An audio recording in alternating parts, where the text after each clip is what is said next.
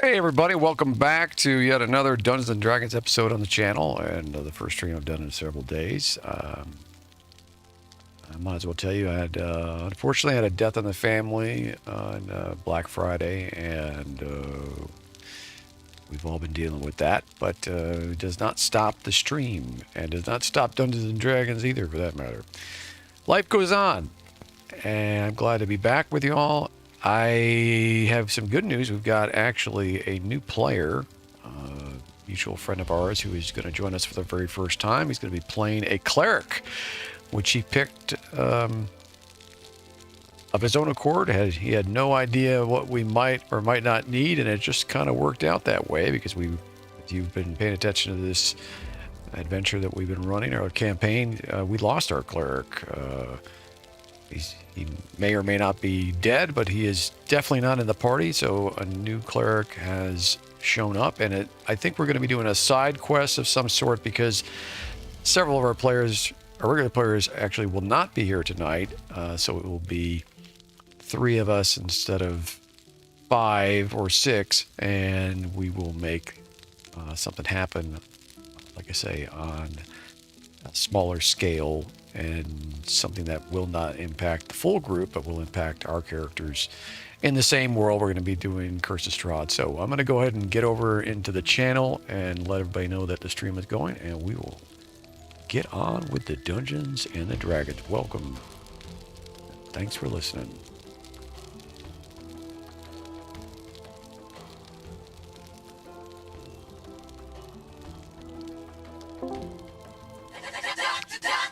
All right, we are live.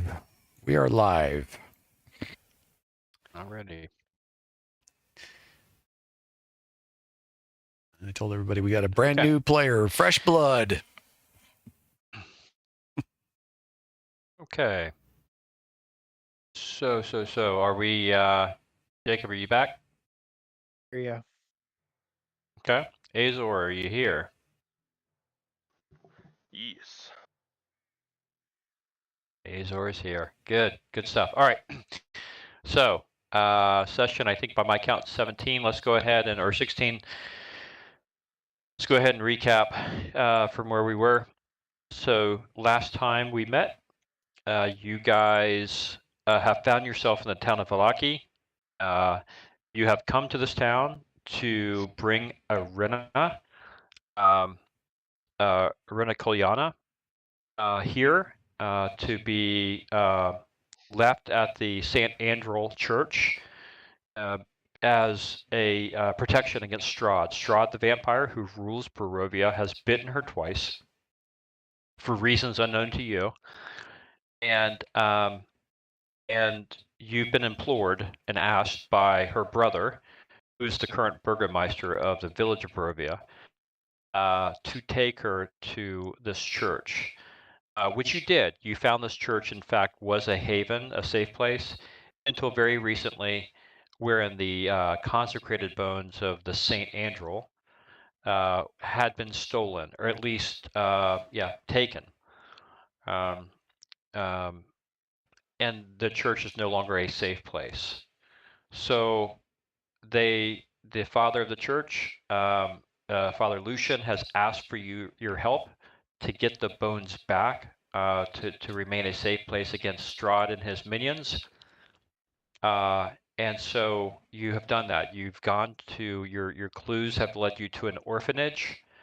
The Milovich, the grave digger that helps the father out, is a helper in the orphan, a 19-year-old.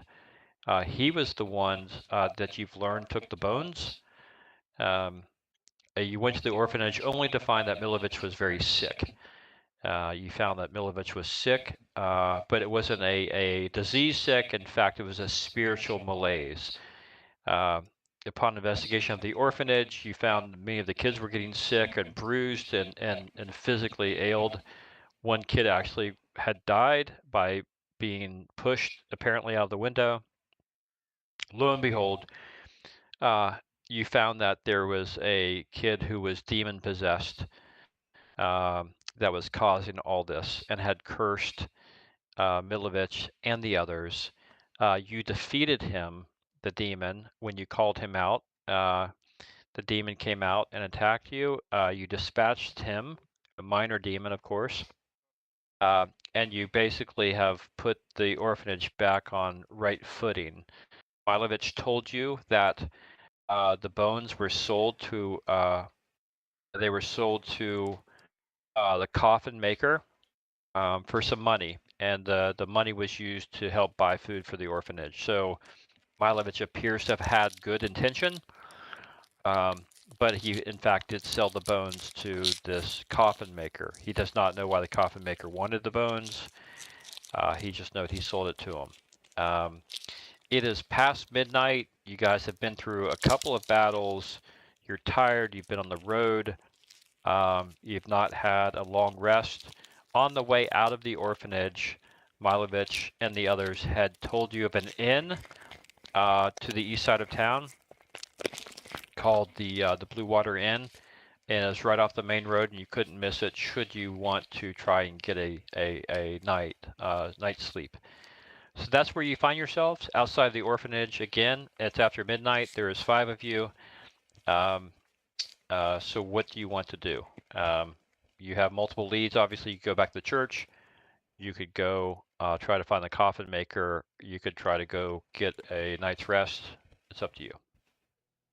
Oh, we should rest, in my opinion.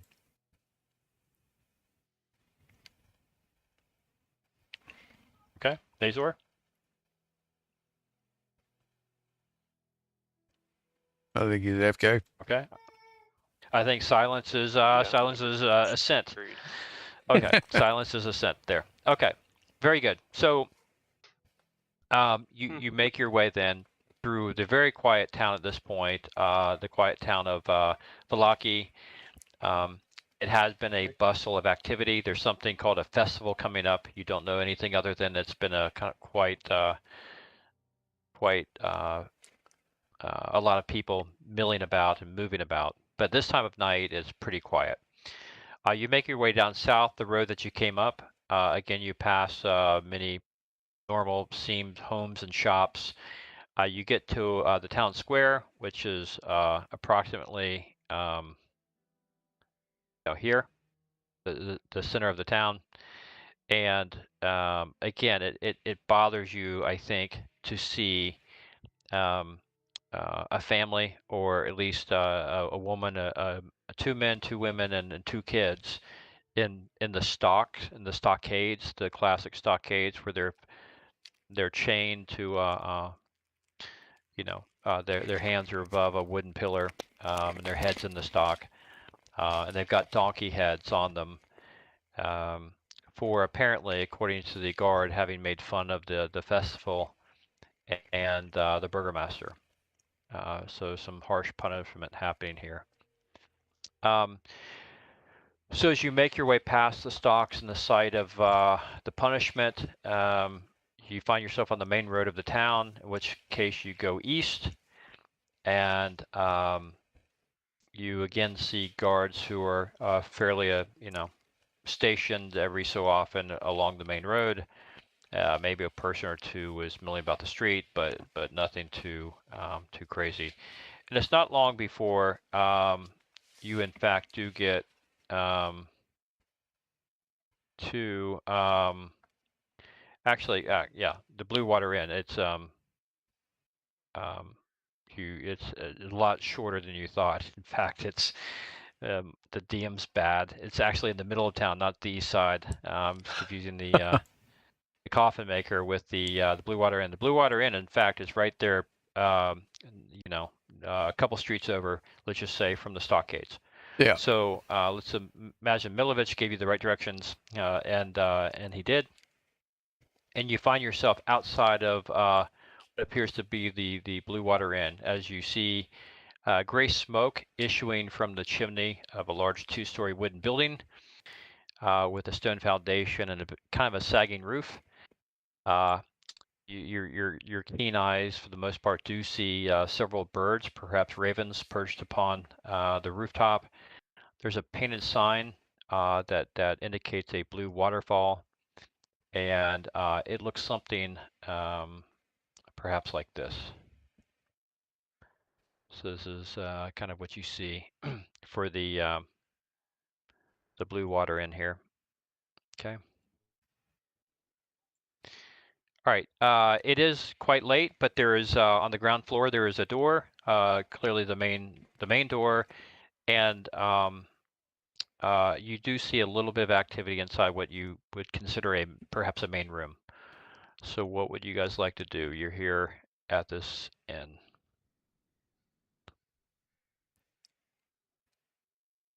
Well, my wizard goes straight to his room because I've cast too many spells and I need to get some rest.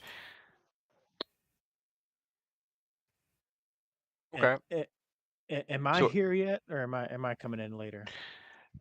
you are a disembodied voice who is not quite in reality yet. Your time will Okay. come. So yeah. So no problem. So you'll be entering the picture here in the daylight. So I mean, we could so safely the assume six that. of you. Yeah, we can safely assume the rest that aren't here will be either eating, drinking, or going to their rooms also. Yeah, they're in agreement, right? So it's midnight. You guys are all bushed. Let's face it. Human nature, elven nature, whatever you want to call it, even half orc nature. You guys just want to bed. So you open the door. It is unlocked.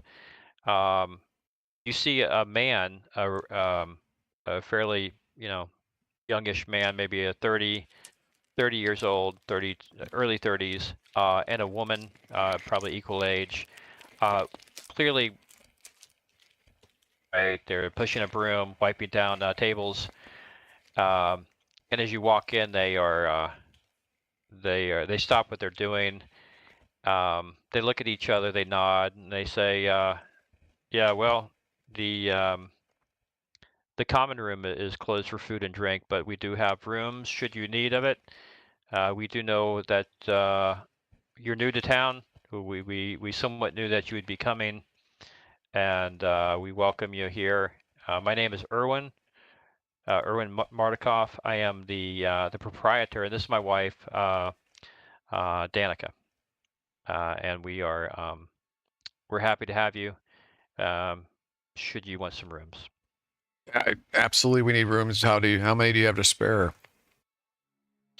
So we have, we're not a big inn. We don't get a lot of strangers, but we do have 3 rooms currently. 3 rooms currently available. 2 of our rooms are occupied by other guests, but we do have a room that sleeps 4. I think perhaps you 4 women would be well suited for that room. And not to make any judgments on who's with whom here, but if the female would like to share a room, there are 4 beds in that, and then you gentlemen, there's a couple of rooms upstairs with 2 beds each. Well, unless something drastic has happened, there's 3 women in this group, not 4, but yes. Yeah, there's 4. Oh, that's right. We have the NPC in tow. Yeah. Okay. Yeah. Put them in the room, and then I don't know what we're gonna do. I guess we're gonna go pitch a tent somewhere. Right. Oh, there's upstairs. Yeah, there's room for you upstairs. Right. If the 4 of them, there's a rather large room that can sleep 4. If they're good with that, then we'll put them in that room, and then you and your elven friend here can sleep in the other 2. How's that? Oh, there's 3 rooms still. I thought. Okay, I was under the impression you said there was 3 rooms and 2 of them were occupied. But okay. Yeah, sorry, there are 3 free rooms, two additional ones that are occupied. Okay. Yeah. I definitely need around how much are these things? Whatever it costs. We'll deal with that tomorrow. It's a silver piece per room. We'll deal with that in the morning. I'm sure you're good for it, and Anna kind of she elbows him. Erwin, I've talked to you about this before. Kind sir, not that we'd mistrust you, but my husband's kind to a fault to everyone. So if you don't mind, as a good business practice, we'll go ahead and take payment now. That would be 3 silver pieces for the lot of you. Okay, well, I'll just go ahead and pay it for my wizard's money here. That's fine. So you give Danica the money. She goes behind the counter, hands you three keys. You say just take the stairways up, and these are rooms marked 3, 4, and 5 at the top of the stairs. Ladies, you'll take room 5. That's got And I 4 removed 3 silver beds in from my it, and then character. you gentlemen take rooms 3 and 4. Excellent, thank you. She says, we will be, the common room will open tomorrow morning early. Not that we have too many visitors before lunch, but suit yourself. We do serve some food here. My husband Erwin is a wonderful cook, and we do have some visitors from time to time that come in and have a morning meal, but certainly we have much more at lunchtime. How secure is the inn? Should we post a guard or not? And she chuckles a little bit and says, "Well, Balaki is not the safest place ever, but there are certainly plenty of guards not within earshot, and we have our own resources here and friends. So I think you can feel yourself safe." She leaves it at that. I nod and wink at Azor, knowing that probably doesn't mean much, but okay. I go up to the room. Yeah. Okay. All right. So you guys, you don't make too much more small talk, and you make yourself up to the room. And I'm going to go ahead and you guys get settled in. I'm going to go ahead and get you in for a long rest. So we're going to do a long rest here. Boom. Nice. You guys have taken a long rest. I will fill in grief. Of course, we're missing some of our players, so you all slept kind of like the dead, as it were. No pun intended. And except for grief. Grief did not have a good night's sleep. She had some terrible dreams. In fact, she slept very little last night. We'll deal with that when she is back online. But she did not have a good night's sleep, but the rest of you did. And with that, morning comes up, the sun comes up, and it's 7 a.m., 7:30 a.m. the next morning. And you guys let me know what you want to do. Can you all hear me now? Yep. Yep. Okay. I don't know what was up with my mic. Because I was talking to y'all. But I don't know what was up with it. Oh, yeah. We didn't hear you. Yeah. Okay, well, Azor's gonna get up and get dressed and kind of make his way down to get some breakfast. All right. Dennis, do you do the same, or are you doing any prep work in your study or anything? I need to do some. There are some scrolls in your possession that you've not, I think, looked at, and some other stuff. But yeah. Yeah, I need to possibly prep. So I'm not going to be down right away. So Azor will probably be down there by himself, or unless you. I guess you can assume some of the women will possibly be going down there for a meal, but I'm going to be up in my room for a little while. Mm-hmm. Okay. Okay, so let's play it this way. So Azor goes down while Dennistor preps. You don't hear anything from the ladies. They have either slept very deeply or they've just not come out of the room yet. But Azor, you make your way down. Again, once you see Erwin and Danica's face still managing behind the bar and the just the common room where there's many tables and chairs. There's two young boys that are running around a bit crazy. Maybe about a 11-year-old and 9-year-old or something like this, or 7-year-old. You hear Erwin and Danica yell at them, Brom and Bray. Apparently the two sons of the couple that runs this place. But they're kind of running around and doing different chores when they're not, you know how kids are. So that's the scene. You do. There is one other visitor in the tavern at the moment.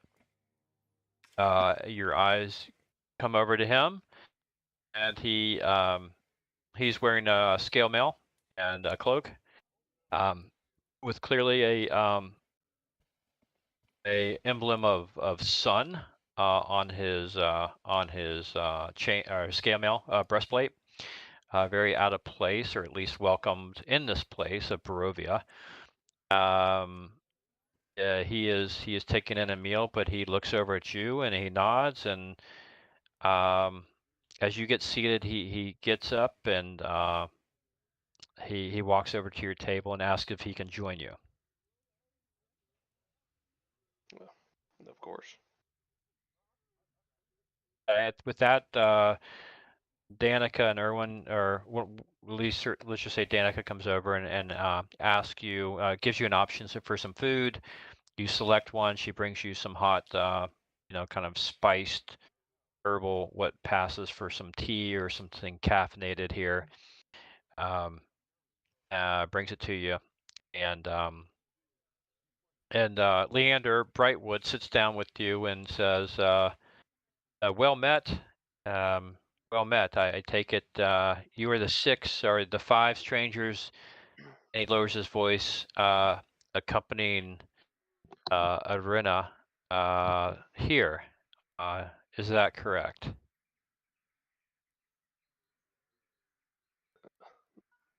That is correct. Well, I suppose I should not have even asked. Yeah, I suppose I should not have even asked. This is kind of more of a courtesy question, but so I am on what you might term urgent business from Madame Eva, the fortune teller that you had seen only but 24 hours ago. She bids you to come back as she has more information, pressing information that you need to hear, that she needs to pass along to you. I will, if you're amenable, I will accompany you back. Perhaps not all of your party need to come back. This is just for some information for some of you, but she was very insistent that you come back.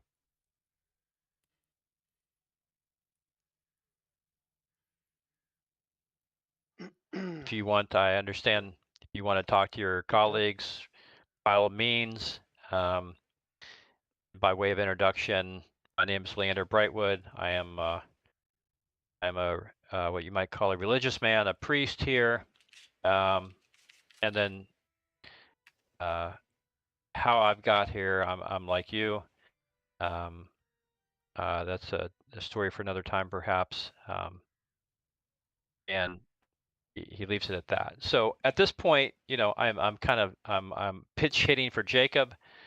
Jacob, this is your character. Basically, let me bring you into the story, and I will hand it over to you. Where you're fitting in, Jacob, you are here. You are a cleric. You're a priest of the light domain, of course, as you know. And you find yourself in Barovia. That's your own story to tell. How you got here and why you're here, that is for you to disclose when you want to disclose it. But you, since you have been in Barovia, Jacob, or I should say Leander, since you've been in Barovia, you have at least passing familiarity with the Vistani and with Madame Eva. For whatever reason, she called upon you to come to Vallaki to fetch some of this party as she needed to speak with them again. And that's what you're here. You kind of owe her a debt. Again, another story to tell. So you felt compelled to come. And quite honestly, it's always nice to meet others like yourself, adventurers who are stranded in this godforsaken place.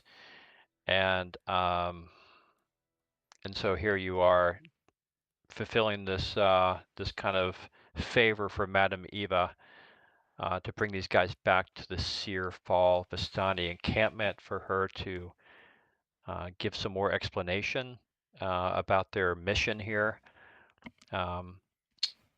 Beyond that, you don't know her information. You can't share any of it because she didn't share it with you. You just know it's about a day's travel back to where she is, as these guys know. With that, yeah, I hand it over to you guys. So, Azor, Leander, there you go. You guys can take it from there. Okay, well, Madam Ava compels you all to come back and see her again. Won't you accompany me? Well, definitely going to need to speak to my group about this. This is not a decision I want to make on my own, but something I would like to speak with them about and see what they would like to do. Fair enough. Yeah. If you don't mind me asking, where are you from? Because you really don't look like you're from this domain.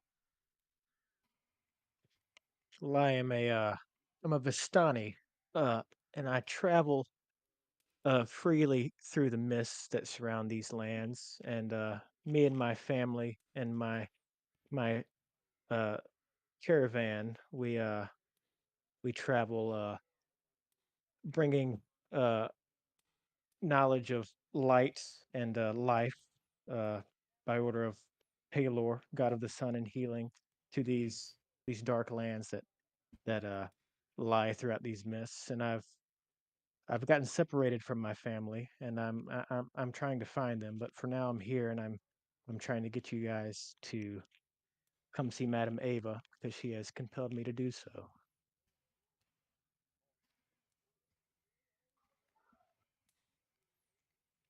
Okay, well, Hmm. I'm assuming at this point while we've been talking, we've been eating our food. So, Mhm. Yeah, food is there. Eating, drinking. So, okay, well, yeah.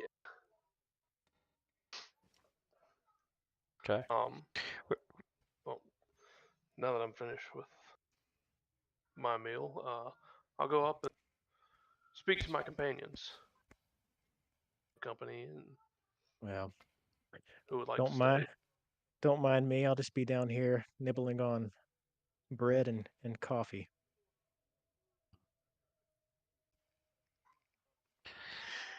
I'm done prepping my spells by this point and probably start to make my way out of my room. I am done prepping my spells, actually. Okay. So as Azor and Leander finish their conversation, you make your way down the stairs. I got to bring You a spell see story that I have to Azor deal at with. a If you're table, curious what I one was of the up to. first square tables, and he's actually sitting with it looks like an adventurer, frankly, a dark-skinned human adventurer that maybe of the with dark black hair, and they're in discussion. So right as they're finishing their conversation and Azor's about to go up and consult, you have appeared. So do you sit down and join them? What do you want to do? Yeah, I push a chair out of the way with my staff and summon the whoever's serving over because I'm definitely hungry. Yeah, proprietor, both Erwin and his wife are at the moment, and their 2 kids are tending things. So and then come over and get you what you need. I order biscuits and honey and some kind of fruit juice, whatever they've got, if they even have fruit juice. I'll take vegetable juice if they don't have fruit juice. Actually, they have. Erwin comes over this time and says, "Master Wizard," because I wasn't born in a barn, as they say.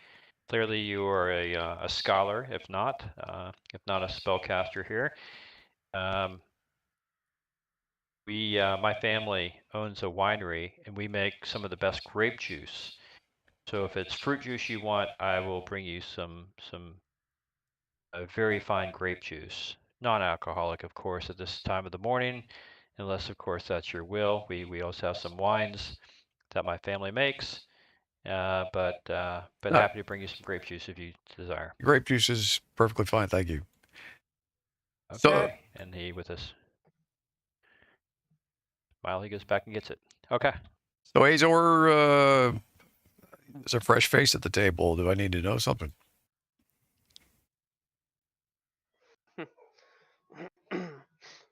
Yes. First off, Leander. Yes. Yep, this is my wizard friend, Denistar. Denistar is Leander. Oh, good to Well meet you. met, sir. Apparently, we have been summoned back to Eva. Oh, okay. Hopefully not So she sent an our friends emergency. here to retrieve.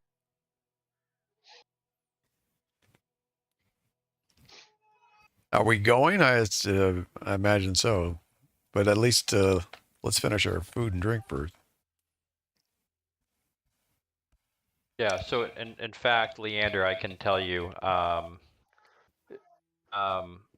I can another little tidbit I mentioned that in order to make the journey a little bit less painful, you came on a draft horse, and Madame Eva had you take 2 horses behind to follow, and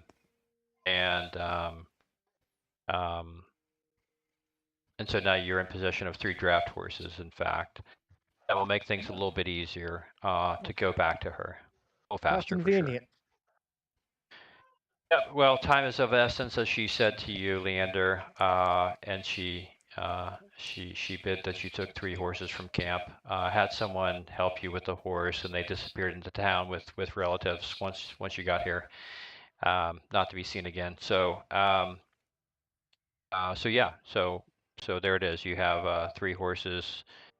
So certainly 2 of you or all of you obviously could go back with Leander.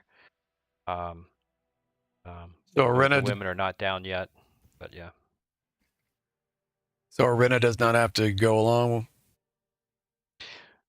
No, in fact, you get the sense. You guys do what you want. Of course, she's got her own mind and her own opinions, and I dare say she probably will not want to leave the town. But you get the sense that there's safety, at least in this inn, as much as can be found in the town. And to go back on the road, perhaps may not be the best. Yeah, for her. All right. Well, in that case, we should definitely leave part of the group here to keep an eye on her. And why not just that they all have a room I paid for, so why not just let it be the women that stay, I guess. And we can go find out what's needed of us. Yeah, that's and fine. Yeah. We can go up and Okay. discuss that with them. Okay. So so let's just say that you go up, that both of you go up, you bid your excuse yourselves, and you go up and you talk to Beatrix and team up there. You knock on the door. They answer. They're up. They explain that they had a very long night, that none of them got any sleep because and sharing a room with Grief, that she tossed and turned and was yelling and mumbling, and she clearly was having nightmares all of the night. So none of them really got any sleep. They look pretty worn and haggard. I try to tell her not to eat that pie, but she doesn't listen. Yeah, so that's a little bit disconcerting that it's not just obviously going away. But so Beatrix understood. I think she says, look, the fact that you got horses, you should be able to get there and back in no time, or at least in a decent time, should, if all goes well. Meantime, they will try to get Grief some sleep and themselves some sleep, and learn what they can. They'll go down and talk to the proprietor and learn what they can about the coffin maker and whatever else they can glean from a nondescript standpoint without giving themselves away too much. So that's the plan. They'll stay back. They'll get some rest. They'll try to learn what they can, and then you guys can compare your stories. You learn what you can from Madame Eva, and then you compare stories when you get back. All right. Well, if things get too serious with grief, well, you might want to consult the innkeeper and see if they can get a healer over here. But until we get back, it seems we have a new potential ally downstairs, a cleric. So I suppose we might be able to utilize his services. In fact, I don't know. Maybe it's worth. I don't know. It's up to you, Azar. What do you think? I mean, it just dawned on me. Maybe he should take a look at her right now.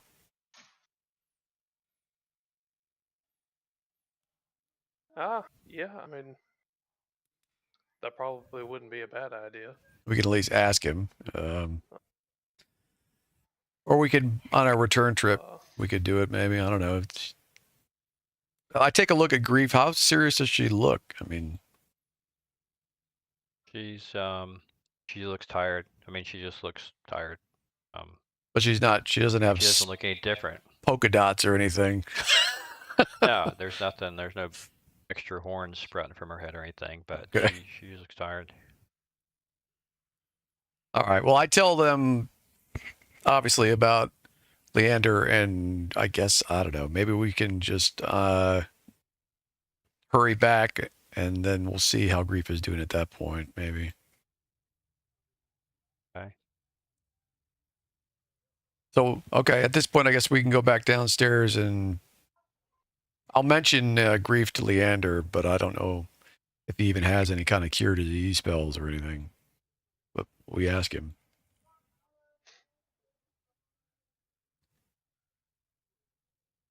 Yeah, Okay. you are. So you go back downstairs. Yeah. So yeah, Jake, do you even have like any? You probably don't have a cure disease in your list of prepared spells, but maybe you do. I don't know. I don't have cure disease, no. Okay. Yeah, we got a sick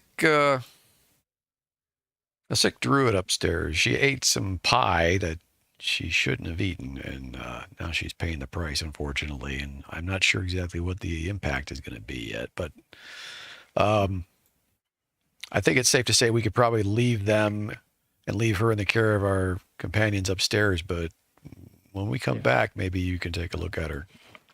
Yeah, I'd be more than willing to give her a look over, but really right now time is of the essence and we should get moving if you guys are ready. I'm ready. Okay. Okay. So it's let's just call it about 8:30 and 9 o'clock in the morning now. At this point, once again, yet another overcast day in terms of the town. Business, of course, is picking up, and people are milling the streets. Shopkeepers are opening their wares and their stores. As you guys saddle your 3 draft horses, and you take what your typical rations and overnight bags and whatnot, your gear, and you start to make your way down the east road towards the town, the east gate that you came in initially. Just for Leander's sake, this is kind of this is a bit what a bit of the look of the town here as you guys make your way through the town. It's again foggy and overcast, as it always is, but nonetheless, there's quite a number of people who are moving about. So again, you see guards stationed around as you pass them by. You're old news at this point. You've been in town, almost 24 hours or something, so that they know of you. Maybe 12 hours or something. They know of you. You've been reported as strangers to keep an eye on. We're over it by now. Yeah, I could care less what these people are doing with themselves at this point. Yeah, I'm the wizard. Hi, everybody. Yeah. Fair enough. So you make your way to the gate. The gate is shut. The 2 guards that you met on the way in are there. They have kind of some frowns on their face. Even already, are you? What about the rest of your party? One of our members is not feeling too well, so they're taking care of her, and we have got some business to attend to. We'll be back. Don't forget the festival's in 2 days and day after tomorrow. And let's see, day after 2 days, yeah, something like 2 days. Yeah, festival's in not tomorrow, but the next day, day after tomorrow. And by order of the Burgomaster, all citizens and visitors shall attend and participate. If the gates will be closed and not open during festival times, if you catch yourself back at the gate during the festival, it will not open, and there will be no access to the city until the festival is done. So make sure you get back in time for the festival. And with that, he opens the gate and bids you farewell. Okay. I almost had some wizardly words for him, but I'll keep my mouth shut. I love the way they act as if we can just be ordered around, but okay. We'll just humor them for now. I couldn't get back into the city. Yeah.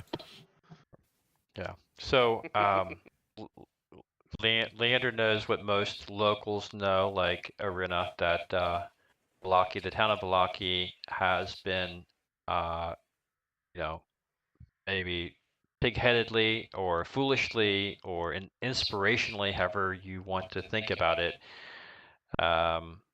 trying to stave off the curse of Strahd, the evil of Strahd, by throwing festivities once a month, every month, and that if you just be optimistic about things, then he won't come. And so not too many people, including the townspeople, are buying it. But that's kind of what it's about. The guards certainly seem to be on board with it. But beyond that, you're not sure how many in this town are. So that's what Leander knows, of course, and that's what the rest of the people know around here. So Leander probably shakes his head as he leaves, but you find yourselves on the main road back. Okay. So let me stop sharing this map. Let me share with you the typical Barovia map where we're going here. All right. Okay. At least now we know more about what that's all about. So again, you guys here in Barovia. You're going out the east road, and back towards you're making your way the down, direction of the castle. To this is where Strahd is, probably. The vampire. The encampment, which is right here. Okay. Oh yeah. Okay. So I will. Yep. So you guys think about that. I'm going to take a 5-minute intermission. I've got to do something real quick, and I will be right back. Okay. All right. And that's how things roll around here. You're getting an idea, so Okay. Yeah. You're falling right into it. I mean, it's not your first rodeo, probably. Yeah. Trying to come up with a backstory and a little background information was a little tough, but no, it worked perfectly. And not really knowing anything about the world or what y'all have done so far. But well, I just kind of like hinted to Andrew there for a second that there's only so much baloney I'm going to deal with on my wizard. Yeah. I mean, everybody's always looking at it. So I'm to the point now where like they should be kissing our feet that we're even here, because if they're worried about this vampire, hello, we're the only adventuring group that I've run across. We're the only. We're the only ones who can handle this guy, or even have a hope of handling this guy. So they should be a lot nicer to us, in my opinion. But I'm just saying. Let me see. So when he was doing the background, I caught some of it, but not all of it. So y'all are traveling with somebody named Ariana or something like that. Arena. Yeah, or he says Arena. Either way, it works. But I think it's Ireena. All right. And she's been bitten twice by this vampire Strahd, Count Strahd.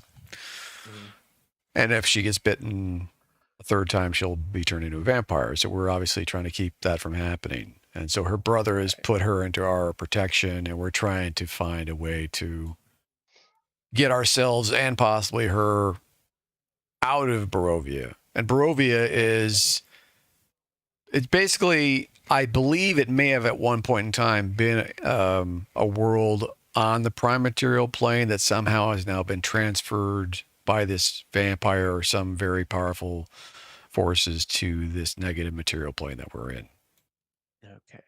And so here in the negative material plane, all these undead have way more power than they would on, like, say, our world or the Forgotten Realms or any other prime Right. material fantasy world in D&D. So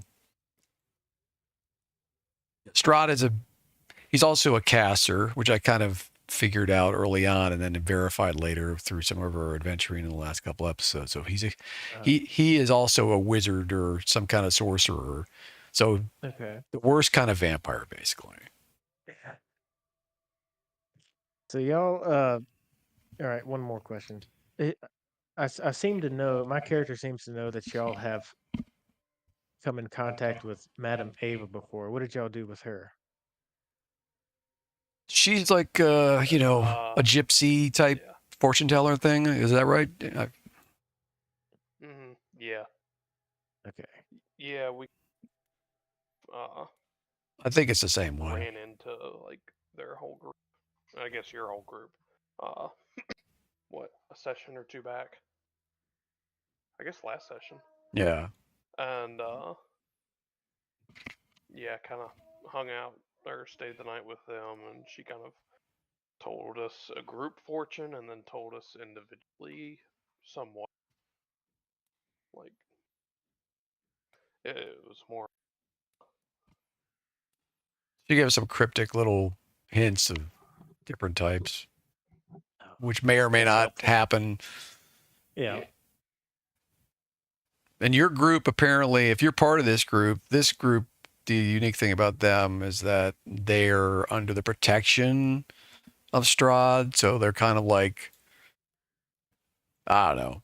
I don't know if they're necessarily the bad gypsies, but for whatever reason, maybe he's related to them or something when he was a former human. There's got to be some reason why he's catering to these folk as opposed to the people that are in the nearby towns and villages. Yeah, I had read a little bit about this when I was trying to come up with a backstory a little earlier, and apparently the Vistani had before Strahd was a vampire. They lent him some help in battle, and they nursed him back to health. And he kind of owes a debt to the Vistani, so he kind of for the most part leaves them be. Okay. And allows them to travel through these myths that surround these domains. Well, my wizard just doesn't trust anybody in this plane. So Vistani, any of these villagers, even Arena, I don't want to trust. So I always am looking over my shoulder, and I'm sure Azor to some degree is doing the same. So I'm going to run to the restroom real quick. I'll be right back. Okay.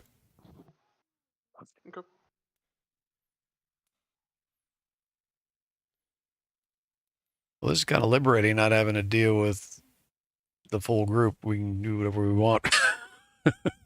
Mm-hmm. Yeah, definitely. Of course, we got to be careful. We might get ourselves into some real heat here too. There's only 3 of us now, so I don't know what to expect. Yeah.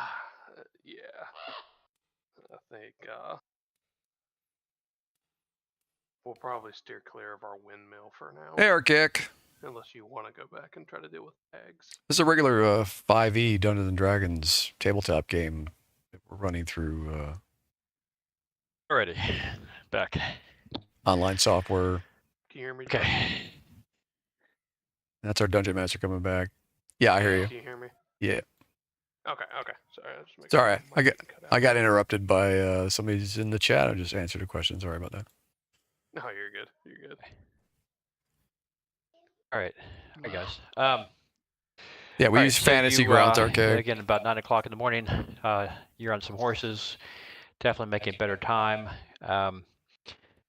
You're following the old Svavlich Road, as noted before. Even though you have horses, the road is not always amenable to fast travel. As I showed with the fog, Jacob, you can see, or Leander, you can see, the conditions. Of course, you're aware, being of the area of late, but this is the kind of travel that you have in store for you. Even with horses, it's not fast going, but certainly it is easier and quicker. Not Okay, so you creepy at guys all. make your way. Not creepy at all. Speaking of which, let me tee up some music for you here. But you certainly make your way slowly. And you guys get to know each other a little bit on the route. So feel free to converse as the case may be. Oh yeah, we were. To a new person. We've been talking. Yeah. Okay, great. Although I think are we all here now? Did Jake come back? Yeah, I just got back. I'm here. Okay. You're eating. Everybody. Andrew probably was eating everything. I'm the only one who snuck a snack bar without anybody knowing it. All right. Okay. Cool. All right. So you guys are making your way through. You're making your way through the forest. You're getting to know one another. Feeling a little bit more, building the trust across each other a little bit more. And it's not long before you come into view of the old windmill. Oh. Do you guys want to share your story with Leander about that? Or keep it to yourselves, whatever you want? I think we should stay away from the windmill. But you guys tell me what you think. I figured you probably knew more about it than we would know. I tell you should stay away from the windmill. Yeah, I mean, if you're from this tribe, the windmill belongs to us. Well, technically, we have a deed that we found to this windmill, but we also ran into the owners, and I'm sure since you're from around these parts, you probably know more about the denizens that have lived here, the witches. Mm-hmm. Well, we killed one of them. I might as well tell you. So they're not happy with us. I'm sure they're gunning for us, as a matter of fact, so we should probably keep an eye out. Yeah, they actually kidnapped one of our friends. Oh. Yeah, we had a cleric like yourself, and one of the hags ended up making herself and him disappear. Not quite sure why or how. We have lost contact with Glomfred. Well, that's a shame. I hate to hear that. Yeah, he was actually a pretty valuable member of the party. So I got to admit, I'm pleased to actually have another cleric around. So, but don't disappear on us. Yeah, so don't go in the windmill. I won't be going near the windmill, so you don't have to worry about that. Okay, that's a good start. Yeah. But I'm serious. Because we killed 2 of 3 hags, they will be trying to come after us. I guarantee at some point they will show up again. So we have got to watch out. And unless they're stupid, they're going to bring friends with them. Well, I guess we can keep an eye out, but we need to keep moving, right? Yeah, we shouldn't be too far from your camp at this point. Yeah.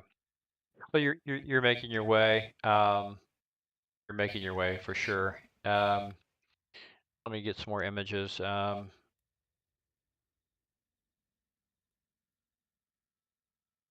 So you guys are following the road back. You go across the windmill. You pass that by. You wisely probably avoid it. You don't know what remains there, though. You definitely broke up the coven two of the witches disappeared. The one is dead. I think you took the head, by the way. I think that's still. I do. I have the head of the one that Yeah, the head. Azor killed. Yeah, Azor yeah. decapitated the hag, and I picked up the Yeah. head. So it's not very long before you cross the split in the road that runs to Castle Ravenloft. There is no black coach this time to invite you there. I take it you don't bear left to Ravenloft, but keep right towards the Vistani encampment. That would be correct. Yeah. Okay. Hey, All right. we sure are not going there, just the two of us plus our new friend here. No. I mean, All right. So I'm a good it's not long before. Yeah. So you cross the bridge at the falls, as shown in this picture, and keep making your way basically south. And it's not long after you cross the bridge that there is the dirt road turnoff towards the encampment, and you come into the encampment. Maybe a couple of hours, 3 hours, let's just say, by horseback.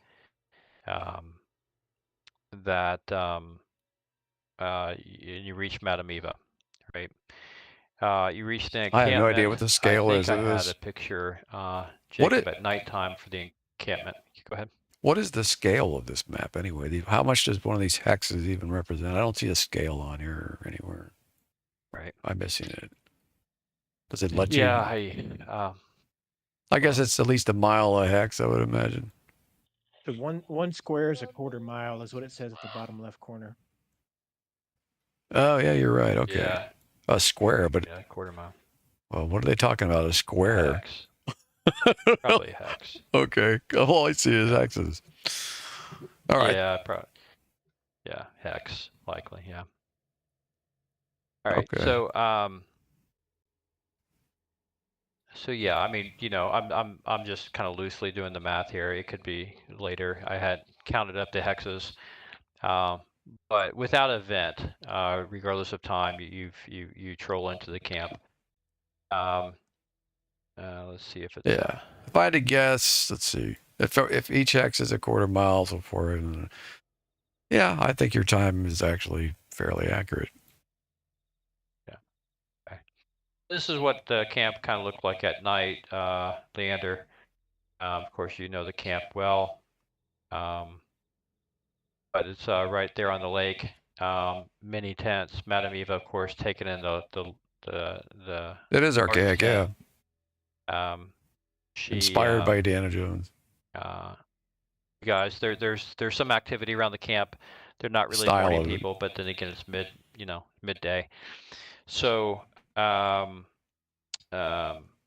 People are milling about, but you make your way. That you seem to be known at least here. You get off your horses there, and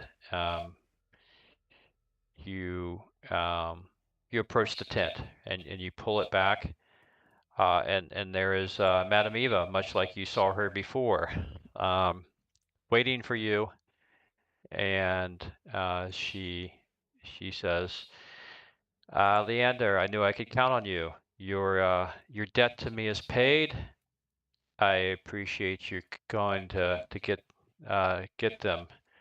And she says, Dinostar and Azor, it is well met again. It is good to see you under such circumstances. Yeah, we're still alive, believe it or not. Yeah. Yeah, she chucks at that. She chuckles at that. Said, "Well, sisters would have it otherwise, but you acquitted yourselves well of the sisters there." Oh, I've got one of their heads in my backpack, as a matter of fact, if you want to see it. But well, I don't really, but they have a way of attracting one another. I wouldn't carry that head around with you too much. You don't want it to be a beacon on your location. Oh, I know some alchemical tricks and pickled it, so it's all good. They won't be able to detect it as easily.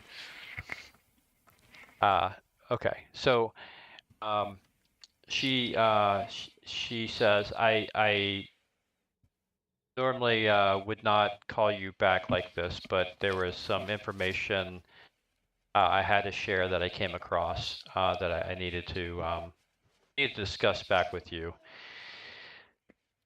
She said, before I was concerned and a bit puzzled on how you came here with such a portal, and about some young girl of Strahd's acquaintance. And so I did some consulting of my my rituals here, and I did some digging, as you might say. And I did learn that Strahd has been prisoner along with the rest of us in this demi-plane for many way countless time have we been stuck on this demi-plane. You see, Strahd made the alliance way back when with Dark Lord, the original vampire Dark Lord, and he made this alliance, and they both reached too high, and collectively this entire material plane and the Dark Lord himself were sent into another region, as it were, of existence here in Barovia, and Strahd has been trying to get back to the what you might call your prime material plane for forever. You see, there's very few full-blooded humans here within Barovia that he can feed upon. But more than that, he's lonely, and he just wants to get back, which has been impossible until recently. He has somehow found a way to bring the entire plane back, and he has been working at this, it seems, now for years, bringing bringing the negative energy from this demi-plane somehow into the prime material one where you live, in such a way as like a magnet pulls metal to metal. So he has found a way to bring back this demi-plane to the prime material plane. I'm afraid it's unstoppable unless he's taken down, which has been nearly impossible. But with your party here and some help from those of us who have a vested interest in not seeing him succeed, we just may have an outside chance of doing that. So I needed to bring you here to tell you what I know of how we can collectively help stop this Dark Lord, this vampire lord, and his Dark Lord that whom he serves. So wait a minute. So there's some power here greater than Strahd? Yes. Strahd has entered. Strahd sold himself. He entered he became a vampire by selling himself in her service to a Dark Lord. Now, I don't know what the relationship between those are. I don't know. But it's common knowledge that Strahd did this. And that Dark Lord is the one that controls the mist around Barovia. In fact, he inhabits the mist around on the outside of Barovia.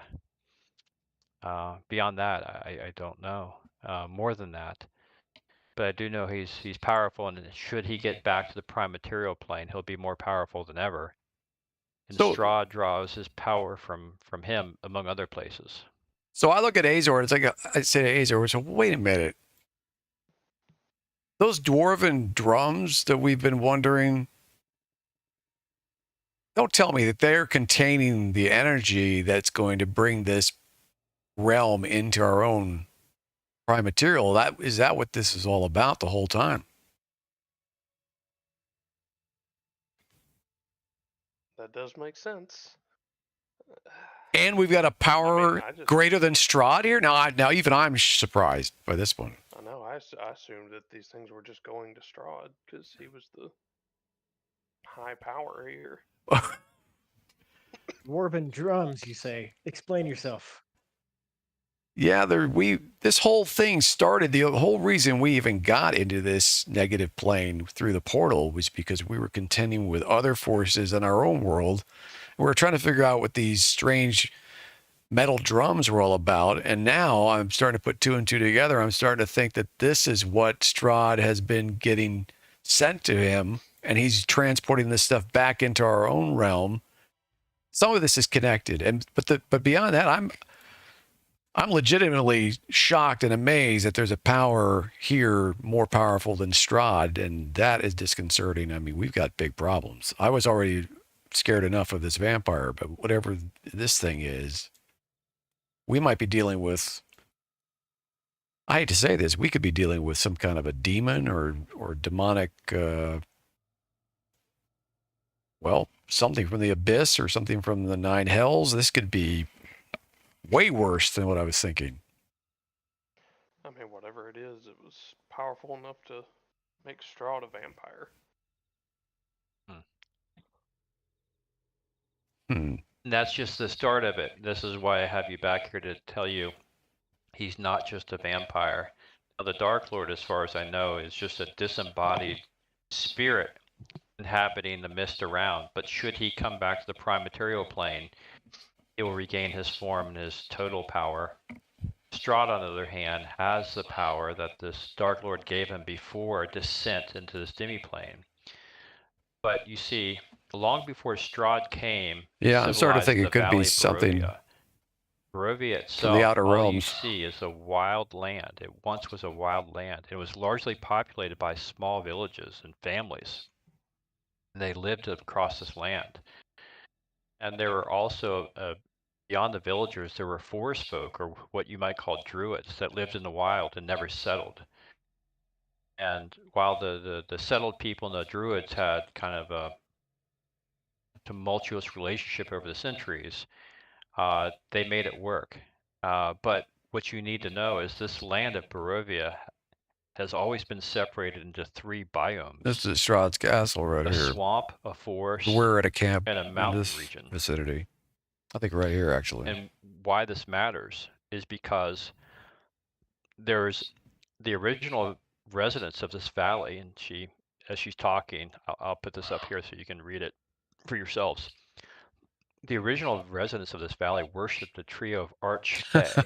Yeah. Or, elven spirits, or like just Strahd spirits and that were the old magically gods. connected to the three biomes of the Match land. made in hell right there. Because of their magical nature, these archfey were literally the land. They themselves. They were the weaver from the swamp, the huntress from the mountain, and the seeker from the forest. While the ladies of the wood almost never showed themselves to the people that revered them, they still interacted with them by appearing in auguries and dreams and omens, speaking through animals and nature generally. And the people of Valley, of course, revered the ladies of the land and set up a series of shrines and offered gifts, as it were, at these shrines. Things like fruits and carvings and pieces of artistry. But these shrines, the largest of these shrines, there are three of them, one to each archfey. They exist in the following locations. The shrine is in the circle of stones in Baries. Mountain shrine is deep in the circle atop Yesterhill. And the forest shrine is just where you were, right behind the old bone grinder mill. There's a collection of monoliths. And as I said, the people of the valley would show their appreciation, their respect by leaving offerings to these shrines. I think that's the windmill. The ladies presided over the valley until Strahd conquered the land. And Strahd, seeing the power of these ladies, desecrated the three main shrines and reconsecrated them in his own image, giving him dominion over the valley. Now Strahd literally is the land. And by taking over the fanes or the biomes, the shrines, Strahd gained phenomenal power, personal power, one can only imagine, along with the combined control power of all three of the archfey. As such, he controls the water, the winds, and the wildlife in the valley. The the only part of the environmental powers that does not come from him taking this over is the ever overcast sky and the mist that surround it. That comes from the dark spirit with whom Strahd is in league, the original vampire. So I say this to say, to defeat Strahd, you and we who are stakeholders here, we must disconnect him from the land. He's obscenely strong at the moment, even for a Dark Lord or a Dark Lord servant. Breaking down his power is key to his fall. To do this, you must first reconsecrate the shrines and bring back the ladies of the woods and the mountain and the swamps. To reconsecrate the shrine of the mountain at Yesterhill, someone must survive a journey through the caverns under the Gothias tree and prove worth to their soul. To reconcentrate the shrine of the forest behind the old bone grinder, the players must face one of their dark possible futures to understand just how far they could have fallen. And last, and most more difficult, to reconsecrate the shrine of the swamp in Barovia, someone must find and then kill the witch currently poisoning the swamp and present her heart at that shrine. Do these things, and you Another strip witch. Strahd of his power. Do these things, and you strip Strahd of his power. And along the way, you find those allies. Find those 3 items I told you about in my last telling, and your ally, which I pointed you towards. Do these things, and you may survive. We may all survive.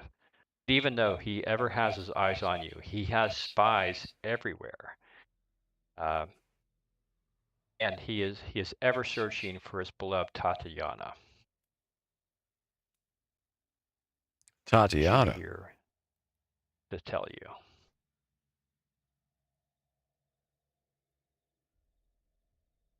That's not the girl that we saw, is it? The dark-haired one? Well, the old histories say that Tatiana was a redhead. I don't know anything about dark-haired girl. Which explains his interest in Arena. Okay.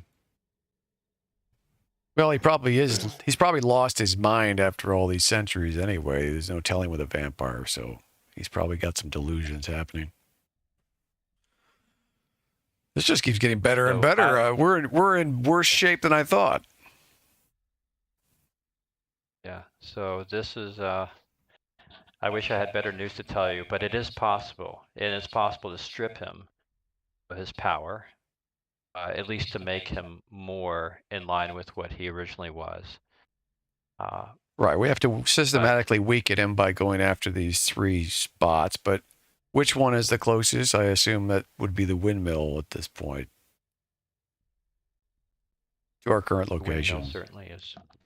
Yeah, the windmill is certainly something, but you'll need all the strength of your party to face this. I can't see past beyond what the cards tell me, beyond what I know of the land, and I personally seek the. You see, at one time I was a disciple of the Forest Fane, the Forest Archfey, but I'm anxious to get her back, if not the rest. So I am also eager. The Vistani lives off the land, and not all Vistani are beholden to Strahd. Many are, and many closer to Vallaki are. But those of us here, most of us are not. And this land needs to be rid of him. But he has spies everywhere, and he's very powerful. So you'll need to find those items. You'll need to reconsecrate the shrines, and then you'll be in a position to try and deal with him.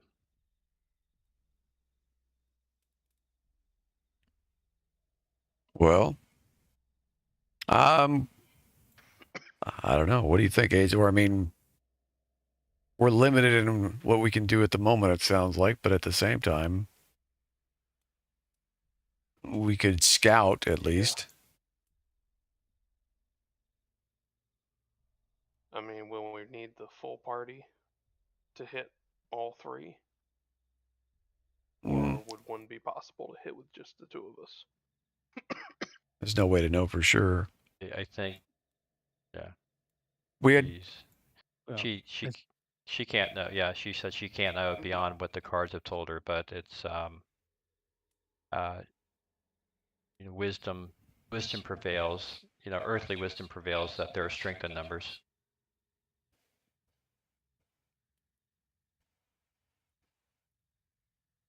And Well- you have enemies. Strahd is not going to idly sit back and let you collect a lot of power without his intervention. As soon as he understands what you're up to, is he he will act. is he allied with these hags that we ran into or not, or do you not know? I'm saying to her. I don't think the sisters are. I think the sisters are afraid of him. They're not his servants per se. All right. It Well, allows them to live. well, the sisters have a big problem. One is dead by proof of the head that Azor here, a ranger, took her head off, and I have it in my possession. And the other one, if I know anything about magic, I think is out of the picture for quite a while. So there's one. It's the eldest one that is the only one that I think is currently here with us somewhere, skulking around, and she could be at this point in any village. And as far as I can tell, I think we know of two main villages. We know of the village of Barovia. We know of Vallaki, and I think there's at least one more village in your camp, and maybe a few other smaller camps. So I'm not too concerned that she's going to show up soon, but she will eventually show up again. I have no doubt, but we should be able to avoid her, hopefully, for a while, at least for this small trio that we got right now. We could, I couldn't say. if you could send a couple people with us, that would be fine. But I would like to go take maybe, we could scout. I mean, the ranger can make himself somewhat invisible when he needs to. I don't know about, well, I don't know if Leander is very good at keeping himself hidden in the forests, but he is one of yours, so possibly he's familiar enough with the region that he could be unobtrusive. I can go invisible, so that's not a problem. You tell me, what do you think our next move should be? Right now, it's just the three of us here. What do you recommend we do at the moment while our friends are resting and caring for one of our members who is sick? By the way, she's sick from eating one of those damn pies. Maybe you could help us with that. Well, my strong counsel to you, Dinostar, is that you make haste back to the town of Vallaki. There is a healer, if you will, an alchemist, a potion, let's say a potion maker, to the west of Vallaki, in a little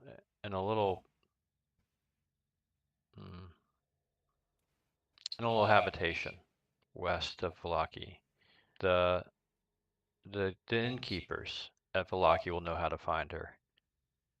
She can brew you a potion, likely to remove the infliction that is upon your friend.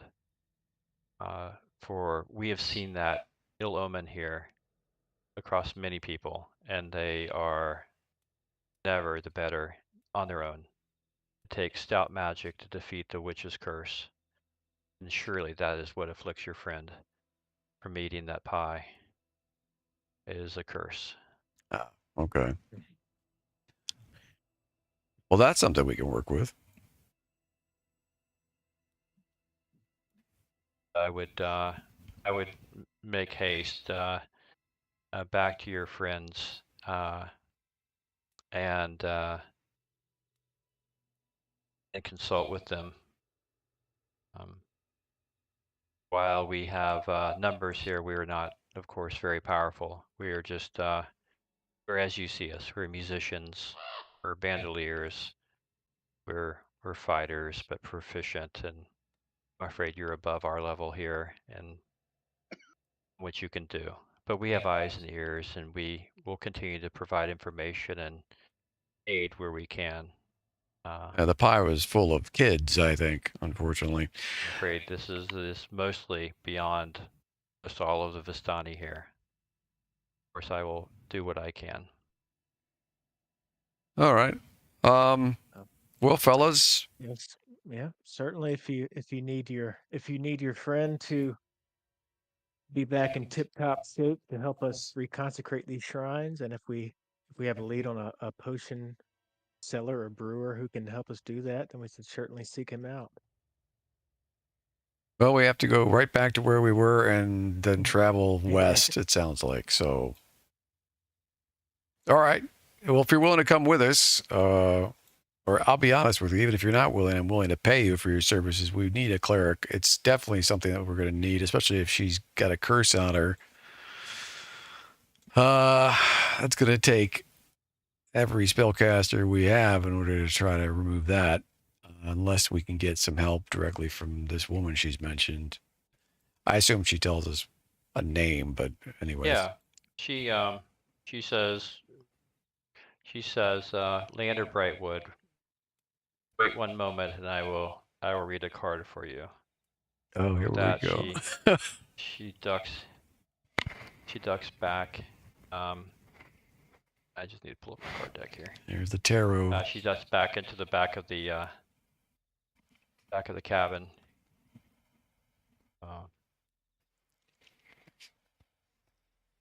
Okay.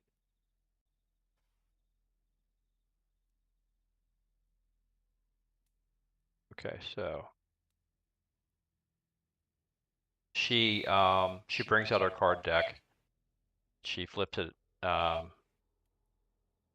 She turns it this way, face down. She looks at you in the eye, Leander, and she says, "Child of Vistani, I know you search for your family. This card will tell you if your path lies with them or elsewhere." And she turns over the card for you, and she says, "This is the Avenger. It is with these people that you will get your avenge for being separated from your family. Your path does in fact lie with them until the time is that it does not, and you will know when that is." With that, she puts the card up. Oh. Well, I guess I don't need to pay you now. Well, I guess that settles it. If you say so, Madam Maeve, I'll travel with these people to help for the time being, if that's where my path lies. The cards say so, at least. And over the many years I've been doing them, I've not had reason to doubt the auspices. From whatever higher power they come from, I don't doubt what they have to say. The path isn't always as easy as it seems to be laid out, but directionally it is almost always the right thing. I wish you the best. And if more information comes to me, I will pass it to you. But feel free at any time to come here and then camp if you're in this way. With that, she ushers you out of the tent, and she says, "Feel free to keep the horses." She shuts the tent and goes back inside.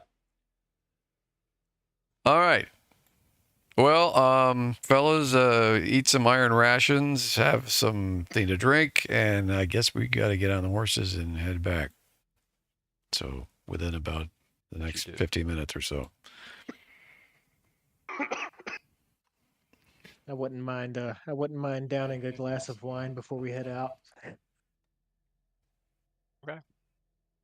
All right, so we Well, they prepare. have plenty of it here. Yeah, I wouldn't mind grabbing a bite to eat before we head out. Nothing heavy. Okay. So you okay, you guys are here, of course, and in town and in the camp rather. And you do know, of course, that the uh, they're a very friendly group here. And so the Vistani come and A little they too friendly. all you have to do is mention. Of course, they're quickly bringing and pushing things in front of you, as well as the wine, whether you want it or not. They're pushing it in front of you, asking you for a story. In return, of course, they're completely always hungry and thirsty for a story. We don't have the time, unfortunately. Our friend is ill, and we're going to just grab a quick meal, and then we're back on our horses. Sorry. Okay. All right. Well, they too bad. I hold you to it, wizard. The next time you're in the town in the camp, you pay for that wine with a good story. I'm sure you'll have many before you come back. With that, they laugh and slap you on the back quite hard, and walk off. For all I Let know. me ask this. Yeah, go ahead. Oh, sorry. Well, it's like, do we need to like eat and drink like regularly, and are there like I know there are like levels of exhaustion, right? If you don't eat, is Yeah. that something we're doing? Yeah. No, it's a good question. So every game is going to be different on how exacting they are with the rules and things. I think what you'll find with our game so far, the way we've been playing it, Jacob, is that we're so less concerned with the minutia of it's been 6 hours, ergo you must eat. Let's Right. take a -1 on your fatigue. Let's go to the next level. We are very rules light, as any 5e veteran watching Dr. Sax's stream will ascertain. We're pretty rules light. We probably get the rules wrong, a good fair amount of the time, but we're having fun and it's about the story. And we really don't want the speed bumps of the mechanics to overly weigh us down. So Yeah, this isn't a as long video as you have game. rations, yeah, as long as you have rations and you remember to check them off, that's fine. It's not an empty, bag of holding for infinite food. When you run out, you're going to get hungry. You will suffer some disadvantage of attacks if it persists. But otherwise, if you can get something in you, you'll be okay. Yeah, So we're not going to sweat the every 6 hours. Yeah, yeah, 8 hours. we talked about this yesterday a little bit, as a matter of fact, and it comes down to this is more of a compressed type of playing Dungeons and Dragons compared to the way we used to play when we were in first and second edition, where we would have sit downs for literally sometimes 24 straight freaking hours. I mean, so now we're here on a Sunday evening. Our time is limited. Andrew is narrating more. So yeah, we're not going to be worrying ourselves about whatever these silly freaking rules are for as long as we know we have the food or access to food and water, it won't be a thing. I wouldn't sweat it. Okay. Unless, of course, we're trapped in the bottom of a dungeon or something and find ourselves surrounded by enemies. Then that can become a big issue, I imagine. Okay. Yeah, I respect that choice. I just wanted to make sure that you know what the deal was. Yeah. That's a good question. There's some other mechanics, and we'll try. As we get a little bit more fluid in it, we can work those in better, right? With the weather, for instance, I would like to work the weather in a bit better as well. So. Plus, we got a druid in there. We got a druid. We got a ranger. We got a wizard and a cleric. I mean, finding and/or creating food is probably not a big problem. Yeah, I think it's typically yeah. At the moment, right? And the weather is pretty much a forecaster dream, Barovia. It's overcast and foggy. Every single freaking day. Okay, so That's the weather update here in Barovia. All right, so you guys load up your food. You get some sustenance, whether it's water or milk or wine, what to your liking. Yeah, we're The out of food, you here. pack it up, and you guys you pack up. You make your way out of the camp. By this time, it's probably 3 p.m. And you can't really tell because the sun is always obscured. It's a diffuse sunlight. When the sun is up, it's a diffuse sunlight. When it's down, it's dark, obviously. But the fog persists, and you can see a gradual, slight degradation in the amount of diffuse sunlight coming in. So you know it's kind of getting into the afternoon as you make your way back. You cross again the bridge at the falls. The first time you crossed it, of course, you saw a ghost jumping over the bridge into the falls. You have not seen that either time. Coming back here, going back the other way, you've not seen that again. And you make your way. Of course, there's low hills and there's forests that come in and out. And it's not long before you cross the bridge, probably maybe 45 minutes, that the forest starts to hedge in again. And you do have that. You're making your way along the forest and the road. It really forest wouldn't road take us again. very long, to be honest. And up ahead of you, as you travel back along the road, you can see something you didn't see on the way down, and it's a Vistani wagon, and the wheel seems to be off one of its axle. And there's one lone Vistani man bending over the wheel looking at it. And this is kind of what you see here. You can see it's getting a bit darker out. And that's up ahead of you. What do you guys want to do about that? Well, first of all, can I, since it's getting kind of dark, I have a light cantrip. Can I imbue my shield with light? Yeah, of course you can put your light on anything. So how we'll do that, if you want to do it yourself, I think effects up in the right hand column, upper right hand column, there's like a silhouette with a couple pluses or stars around their head. Effects. Do you guys have that on your side? Oh Yeah. yeah. In fact, If you I need click to that, redo there's a mine. spell light. If you click it, then you have light. Okay. I'm still So poisoned, by the way. impact of, okay. Not really sure why.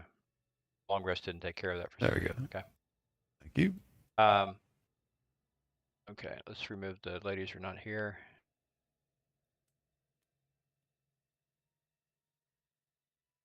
Okay. Yeah, I generally apply my light spell to the top of my staff. You can do something similar. You could put it on a shield. You could put it on a weapon. You could put it on your helmet. Whatever you want. Well, yeah. I'm Right. gonna apply it to my shield. Okay. Very good. So your shield is exuding a light, as is Dinostar's, and that will bring to bear where you'll see that most is on a map where there is no light sources. You will create a light source on the map where there is none. Okay, very good. So anyhow, you have this What wagon race up is here that he seems to anyway? be, What's I don't human? know, it broken down or something, and you have what seems So to be Azor has Vistani some dark checking it vision. out, maybe trying to figure it out. I don't know. But I wouldn't say the path's blocked, but it's kind of a bit in the way. Do you guys want to go around the guy? We're You heading stop for and help them? we're heading for trouble, obviously, fellas. So he's in the way. What are we gonna do? We can't just like divert all the way around this wagon. Well, I say we rein up here and call out to him. And Okay. say, what's the matter? What are you doing here? What's wrong? He turns around and he said, "Well, wow, you startled me. Sorry about that.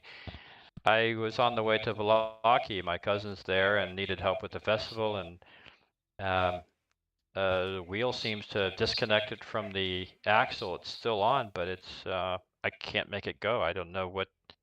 I'm afraid that my father is the woodwright here, and I don't really know quite how to fix this. Are there horses attached to this wagon? Are there horses around? There were horses. They bolted when they heard the wolves, but Oh, they're no longer, wolves. unfortunately. You haven't heard the wolves, but he said he did. So, okay, so let me understand you. You're here with no horses and 3 wheels. You would be in a bit of a pickle. Yes, my cart can't move, unfortunately. My only choice is to walk either to Valaki or back towards the camp, unless you think you can help. Technically, it's possible. I mean, I don't know. It's up to you guys, but I mean, let's get the feel for this fellow first. It's possible. We could obviously attach our horses or 2 of our horses to your wagon and fix the wheel, possibly, but that would be very tricky. Is the wheel that came off anywhere around here? No, it's a 3-wheeled wagon. There's one in the front and 3. Just the wheel in the front it won't turn now. Oh. So it's a kind of a 3-wheeled wagon. Okay, I wasn't expecting that far. Okay. Yeah, but yeah, I don't know much about these things, unfortunately. Oh, I see. It looks like it has 2 wheels in the front and 1 in the back. Uh-huh. Or 1 in the Say- front, 2 in the back. Well, one of them. Either way, I got you. Did you say where you were coming from and why you're going to Valaki? Yes, as I said, I am leaving the Vistani camp at the pool encampment, and I'm heading to Valaki where my cousin resides. She needed help with the festival. Were we just at the bull encampment? Is he alone? There could be somebody or something inside this wagon. Are you by No, I am all yourself, by or do you? myself. What are you carrying in the wagon, if I might ask? Come and take a look. Nothing. Just overnight supplies and the normal. We're not that kind of group. The doings of We'll beat him Vistani up if it comes life, down to something cloth, bad. apparel, and food and wine. Question for the DM. Yes. Were we just at the bull encampment? You were at the pool encampment, yes. We were. Okay. Alright, so Azor looks at him and he's like, ah. So then you must know the lady there, Madame Argyle. She says, everyone knows Madame Eva there, of course. He says, everyone knows Madame Eva. Well, Even not Vistani know Madame Eva. I whispered Azor, if you want to take a look inside, I'll cover you, but I'm not about to go close to this wagon. Can I ask this? I want to ask this fella to. I understand you're in distress, but we're kind of trepidatious about this situation. If you will just step aside and let us look inside your wagon. By all means. And he steps far back. Oh. This way. To let you look in. Okay. I approach with my radiant light imbued shield, and I look in through the windows or the. It's basically a medieval openings in the flashlight. wagon to see what's inside, if anything. Okay. All right. So the guy backs up here. You open. You come close with your radiant light. And you open the back door, and you don't. When you look in, you see uh, several things happen simultaneously, frankly. Uh-oh, roll initiative. Yeah, several things happen simultaneously. You hear the cackle. You hear a female Oh, cackle. no, here we go. You see the murdered body of a Vistani inside, and something out of the fog looks at you, and you guys are gonna have to roll initiative. Everyone roll initiative, because this is basically kind of what you see. They're just not all Orcas. together. This is what you see. Oh, great. These- Okay. Yeah. So these aren't the hags All we right. fought before. Oh, yeah, just hold your horses, and we'll get to that. Oh, okay. All right, All initiative. right, so You know how to roll initiative, So that Jake? must be- So you go to your main Yeah. team? Okay, good. Hold on. hold on, let me roll it.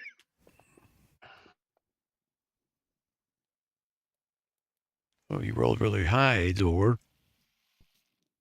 Hold on. Mhm. Actually, you both rolled pretty high. We all did all right with that one. I need to. Okay, so, This. Ignore that 7 then. all right. Can you hear it? Can you guys hear any sound effects or I music heard happening? I heard something cackle for a second. I don't hear any music or anything. Yeah, I cannot. I'm hearing some I witchy can't hear stuff. anything. Okay, give me a sec.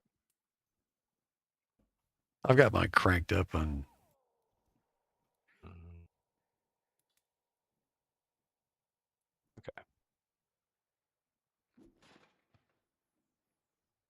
I heard like something got hit.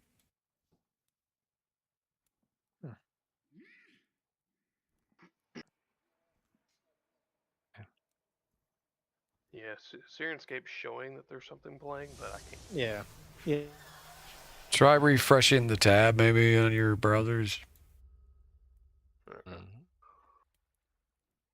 Because I hear it for whatever reason.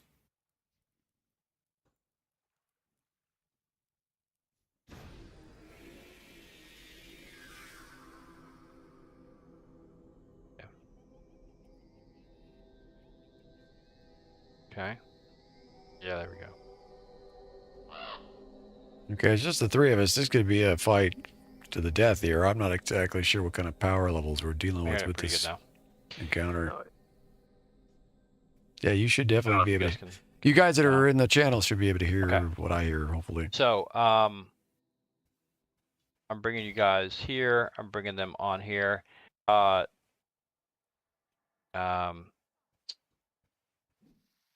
Bear with me as I make the map morphable to combat here. So you guys are on the trail. Let me use a pin here. Use you a pointer.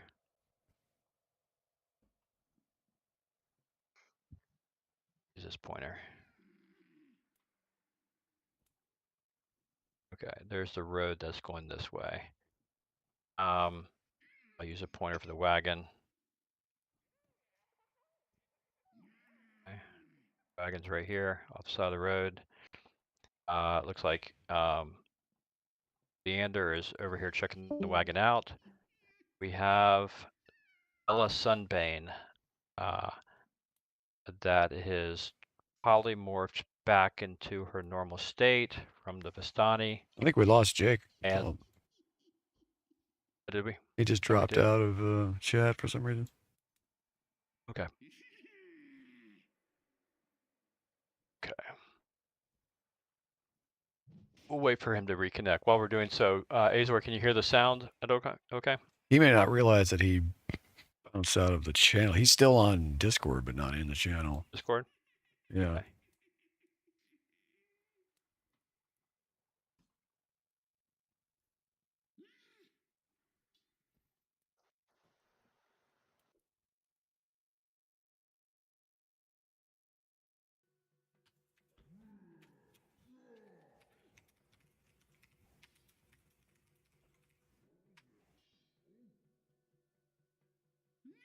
I messaged him.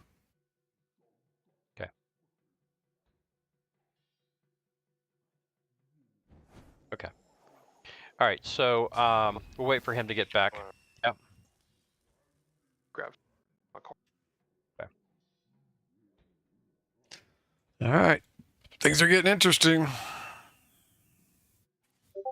So we're experimenting with sound in Fantasy Grounds and through Sirenscape. So Andy, our DM, is got his hands full with all the different moving parts.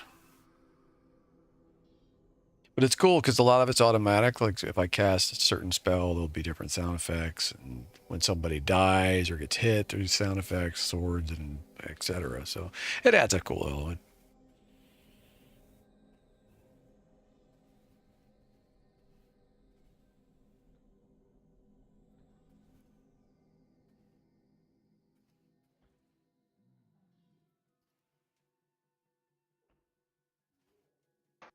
His computer froze. He's rebooting. No problem.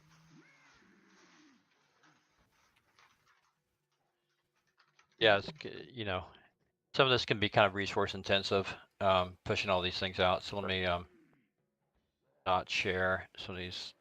Stop sharing part. I'll just share the one map.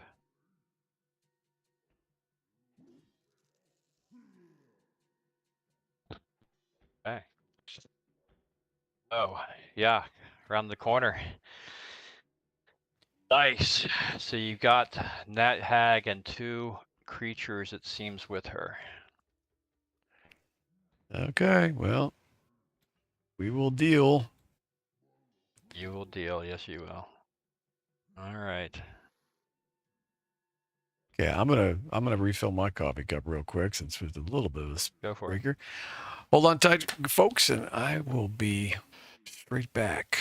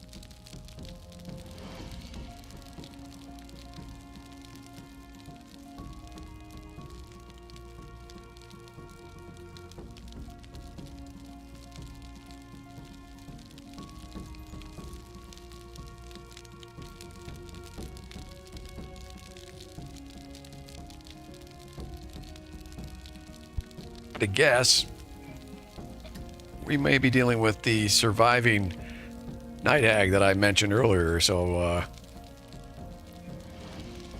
sounds like Jake is back. So I'm going to get back to the game here.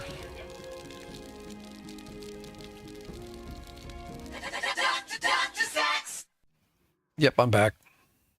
Oh, Okay. Can y'all hear me? Yeah, we hear you. Okay. All right. Yeah, my computer just like stopped working. It No happened. problem. It happened. You're good. You're good. Okay. But I'm back in Fantasy Grounds. I don't know how to get back into the campaign. Let and me everything. okay, so just should remember where you were before. Can you double click the does it appear Hylof? I'll stop. Oh, you're back. You're connected to us. Let me share this. Yeah. Let me share the map again. Okay, you should be able to see the map now. Okay. Yeah. Okay, so where we last left off, basically you were inspecting the cart. The Vistani guy backed up, who was really just a night hag polymorphed. You opened the thing. She changed, shape-shifted back into her original form. Some thing that looks like a scarecrow came out of the woods and is looking at you. And I need you to make a, well, we'll deal with that in a second. And then Azor, ever quick Azor took initiative. So Azor, you see what's happening before anything else happens. What do you want to do? We're going to go ahead and start the. Let me start. I'm not. I'm combat. not sure if he is back or not. Oh, he went somewhere. Okay. All right, so we'll wait for Azor.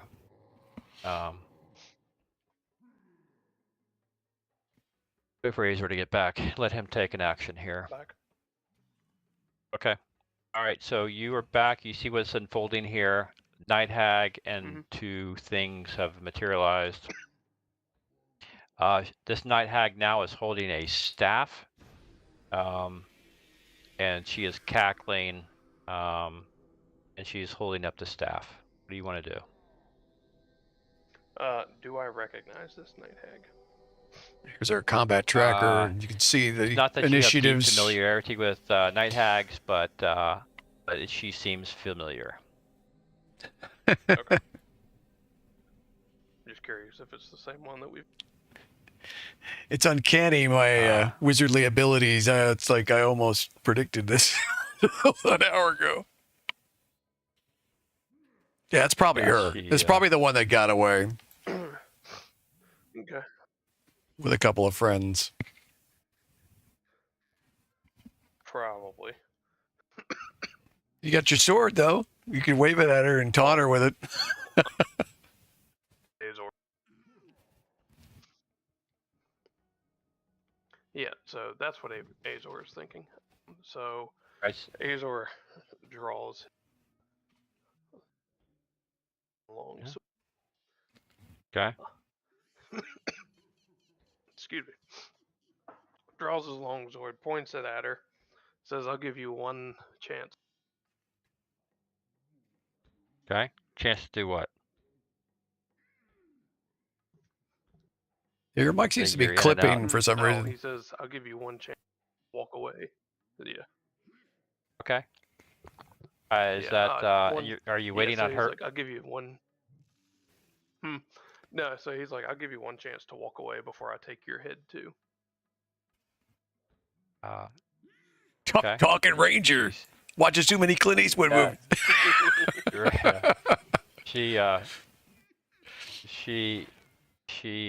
She smiles and raises her staff. So she says, "Oh, Ranger, Elvin Ranger, let me think about it." And with that, we'll go on to the next actor then. All right. So Scarecrow, while you gave her that ultimatum, is very good of you.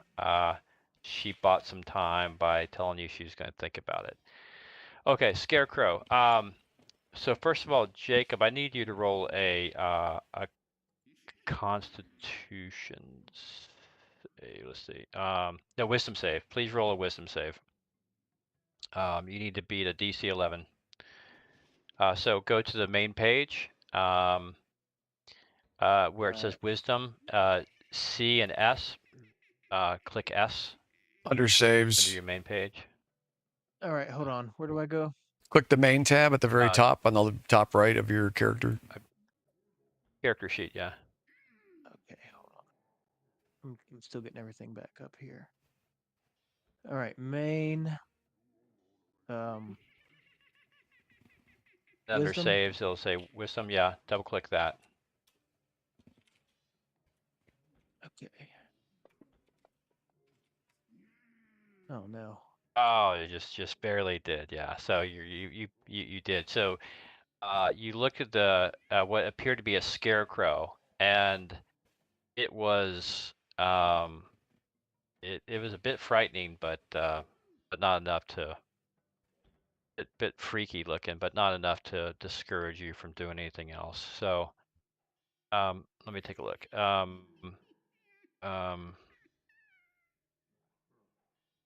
Great actions. You didn't soil yourself.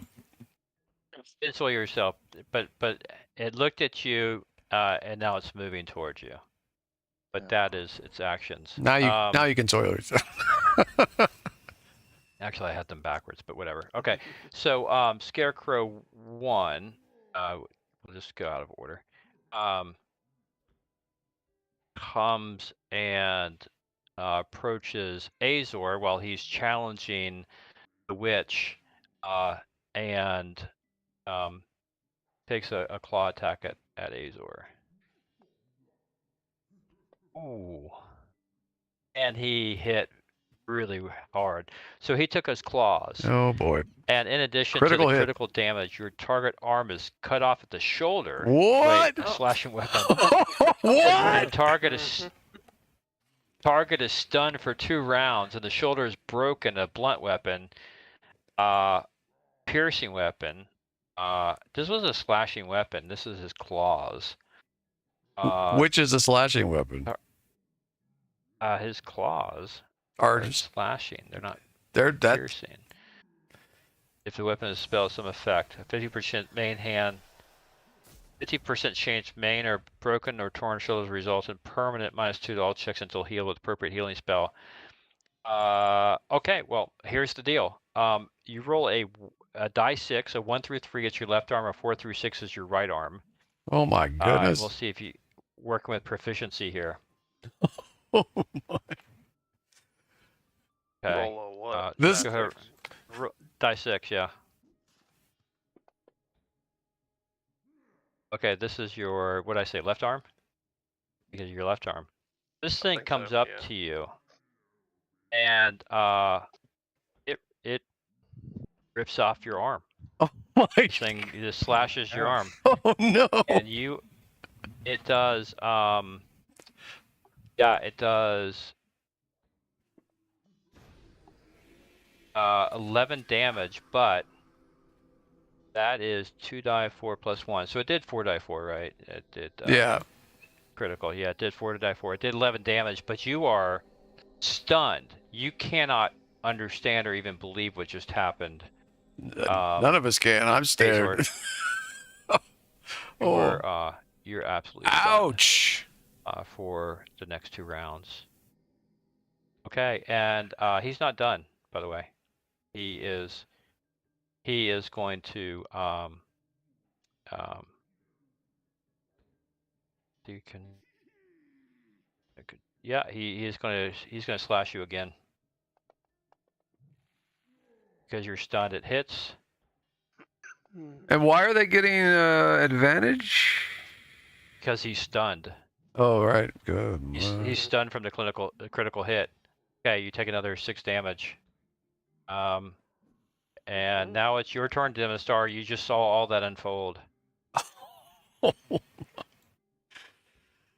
Okay, hold on now. Let's see here. There is massive blood coming from Azor, and his arm is on the ground. His left arm, and he is yelling in pain, by the way. Yeah. And just stunned. Oh, okay.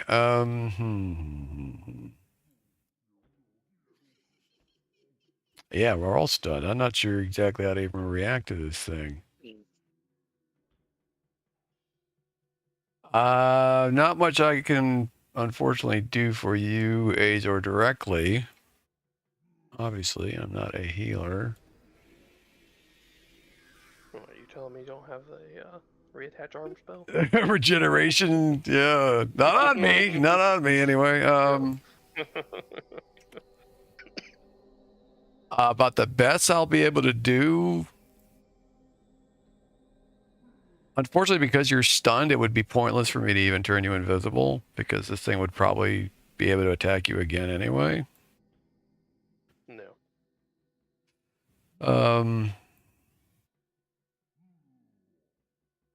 What does this thing appear to be made out of, Mr. DM? Straw. It appears to be a scarecrow, a living scarecrow. Okay. Yeah, kill this thing before. Yeah. Yeah, try to kill this thing. All right, I move. I practically run after seeing that. I move to an angle where I can line these two clowns up right here. Just like that. And I cast Scorching. No, I cast Agnazar's Scorcher. Okay, I just targeted them both for you.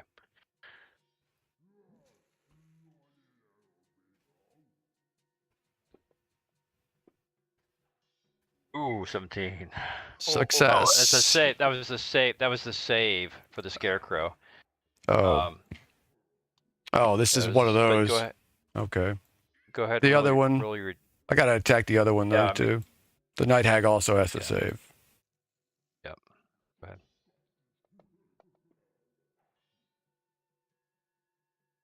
Okay. Success. Oh, wait a minute. Why did she get? All right. Why did she get an advantage? Likely magical resistance, but she Oh, has damn it. magic resistance. Okay. but They still go ahead and take roll your damage. Damage. Yeah. Yeah.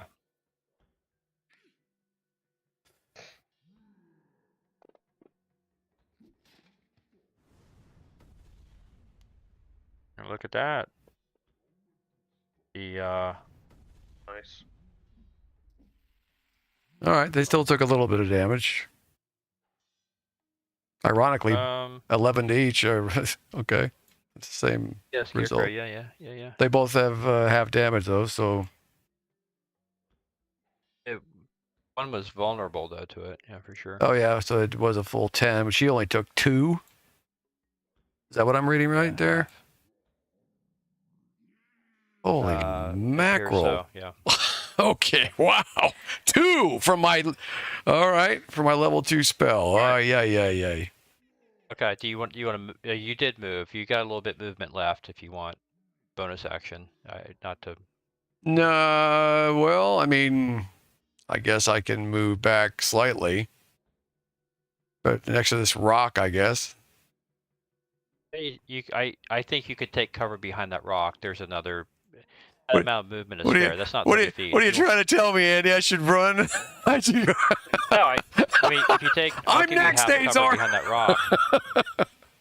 Okay. If you get half cover, it's like you get disadvantage. Hey, after what I just witnessed, yeah, probably not a bad idea. I'll hide behind whatever I can find. I'll start throwing leaves over myself next round at this rate.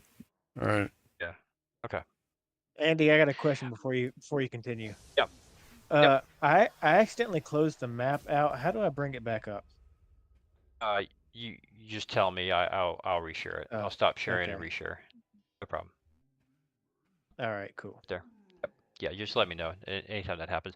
And you, by the way, that pointer, you don't have to mess with that pointer. So forget the pointers. Try to get this all you have to do is windows for if you you guys. want to go out, there's a scarecrow in front of you, and then there's the night hag 20 some feet away. Whichever one you want to target, let me know. Whatever you want to do. But when it's your turn, so it's not quite your turn yet. The marker for the wagon's gone hag, now. Just so you know. Oh yeah. Oh yeah. And the road, right? Yeah. So let me. Yeah. I'll take care of that real quick. Quit clicking everything, Jake. No, he's fine. I'm a curious boy. What are you, a noob or what? What are we doing here? Okay, so something like that, right? We were kind of like this, yeah. All right, so the night hag cackles. You can hear in the background. Raises her staff and calls forth a spell of. So that used a second level spell slot. Here. Yeah, come on. Not giving me quite the explanation I wanted. First priority is going to be trying to save our ranger. He's probably bleeding like crazy right now. Actually. She looks, she mumbles some words, and the staff points it at your area and creates a spell where the roots of the ground come up and try to encircle your feet. So let me roll a another box here. 20 feet. Oh, brother. All right, let me move it Oh, right my. here. So she gets both So of she you in it. cast, yeah, she points right in the middle of this this square and cast entangle, the spell entangle. So what I need you guys to do, let's see, she's going to target, or not the scarecrow. Hold on, target scarecrow. Azor and Leander. Targets Azor and Leander. Yep. And you guys.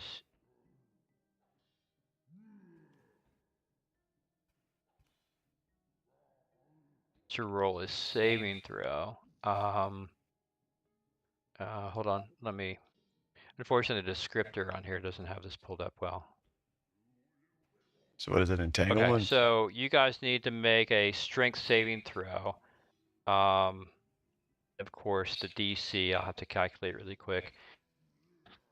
So it's 8 plus her modifier plus her base class, right? So let's say you guys need to roll a strength of 13 or better to resist this. And Azor's got a disadvantage, unfortunately. He's stunned, yeah.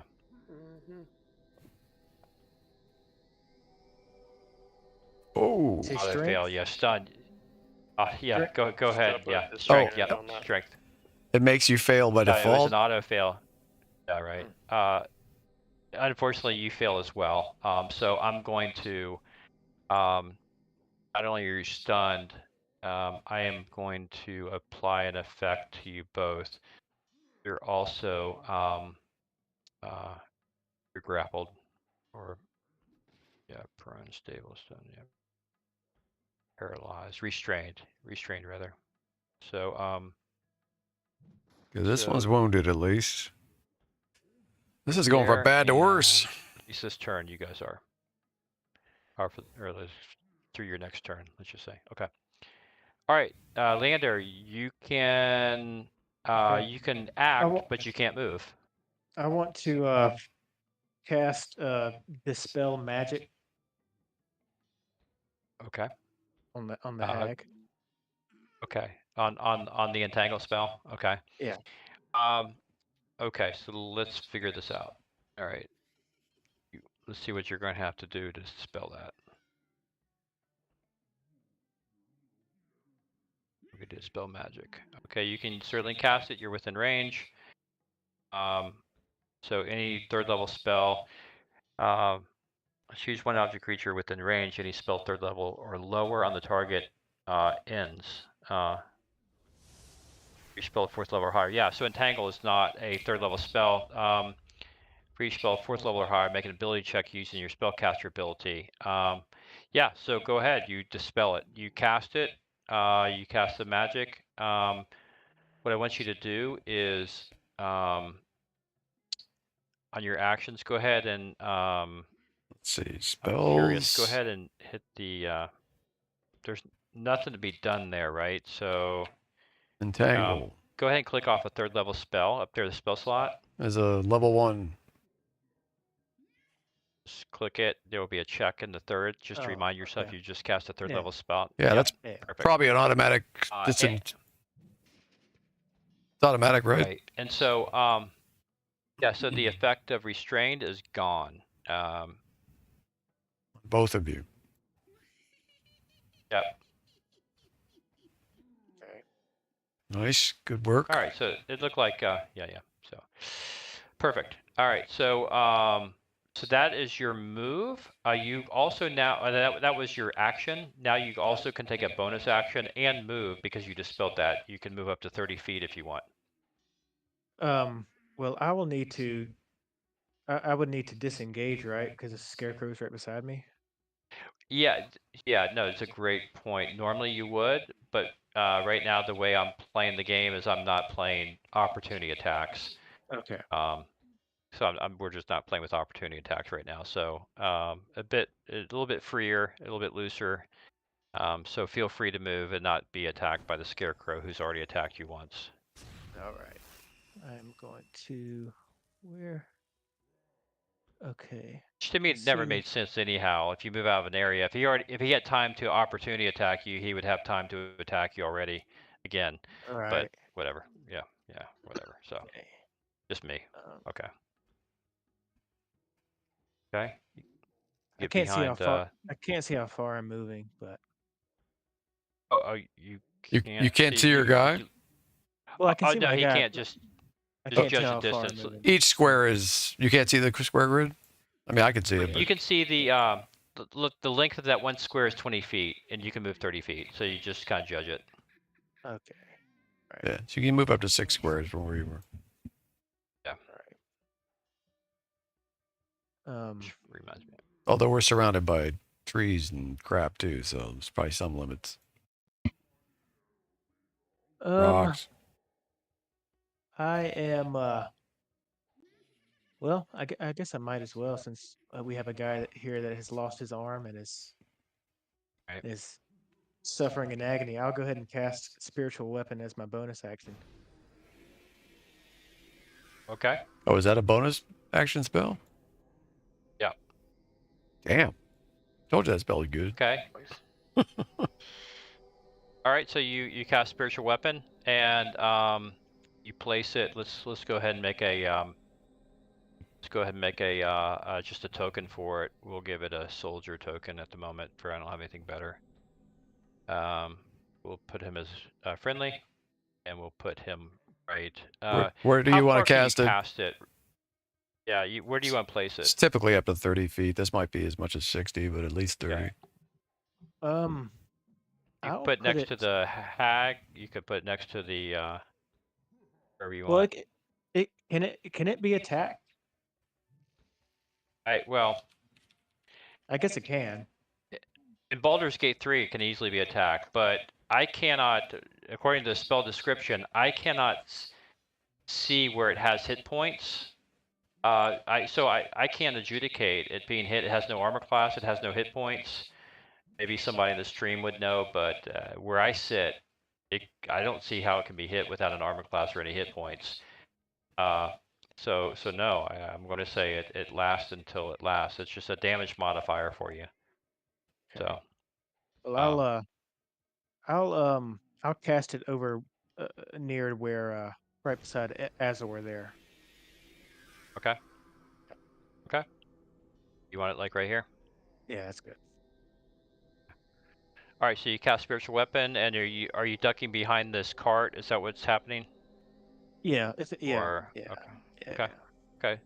So you're out of this line of sight from the hag. So she can no longer target you because you're out of her line of sight. Looking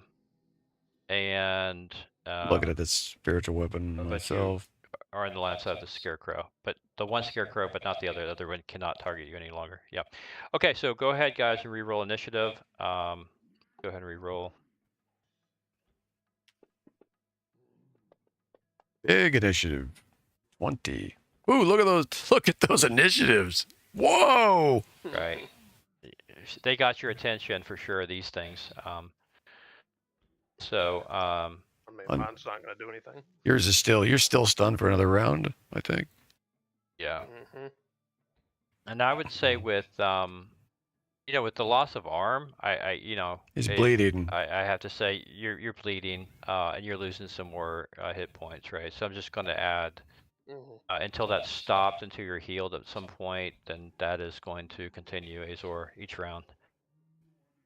5 rounds, 6 rounds, then you may bleed out. We'll see what happens. All right, Leander, you're up. Okay, I'm going to. Let me look at my spells here. I will cast. What is Azor's HP looking like right now? You can tell if you look at him. There is on the combat tracker, you can see there's a yellow dot, means he's red, green, yellow. That's where he is. He's yellow. Okay. He's well, not. I'll He's okay. I'll cast Healing Word on Azor. Okay. So just so what you want to do is click the let's find it here. Where is your healing word? Is that a touch spell or a range spell? It's a range spell. Okay. I don't think you prepared it. You didn't prepare it. I didn't Good guy. prepare it. No, you have Guiding Bolt, Fairy Fire, and Cure Wounds is Oh. prepared. You're right. Oh, okay. You have Well, you have a prayer. You have never a mind. prayer of healing. You have a prayer of healing It's prayer of prepared. Is Prayer of prayer of healing. healing. Is that a touch spell or is it a range spell? No, it's a range spell up to 30 feet. Just 6 creatures of your choice can regain 2d8 plus your spellcaster modifier, which is Wisdom. You know what? I will use Guiding Bolt on the Scarecrow. That's right by Okay. Leander. Okay, go ahead and you want to target them, or you want me to? If you can just drop. Just do like you did with the Yeti. Just drop it, right? So open it up. There you go. Perfect. Okay. Nice job. All right. So I did And that. you, okay. Now Go what to do your I do? action tab. Go to your action tab. Find Guiding Bolt. Hit the magnifying glass. It says attack range +7. Double click the the attack Okay. under the spell. There you go. All right. So you hit, and go ahead and roll your damage.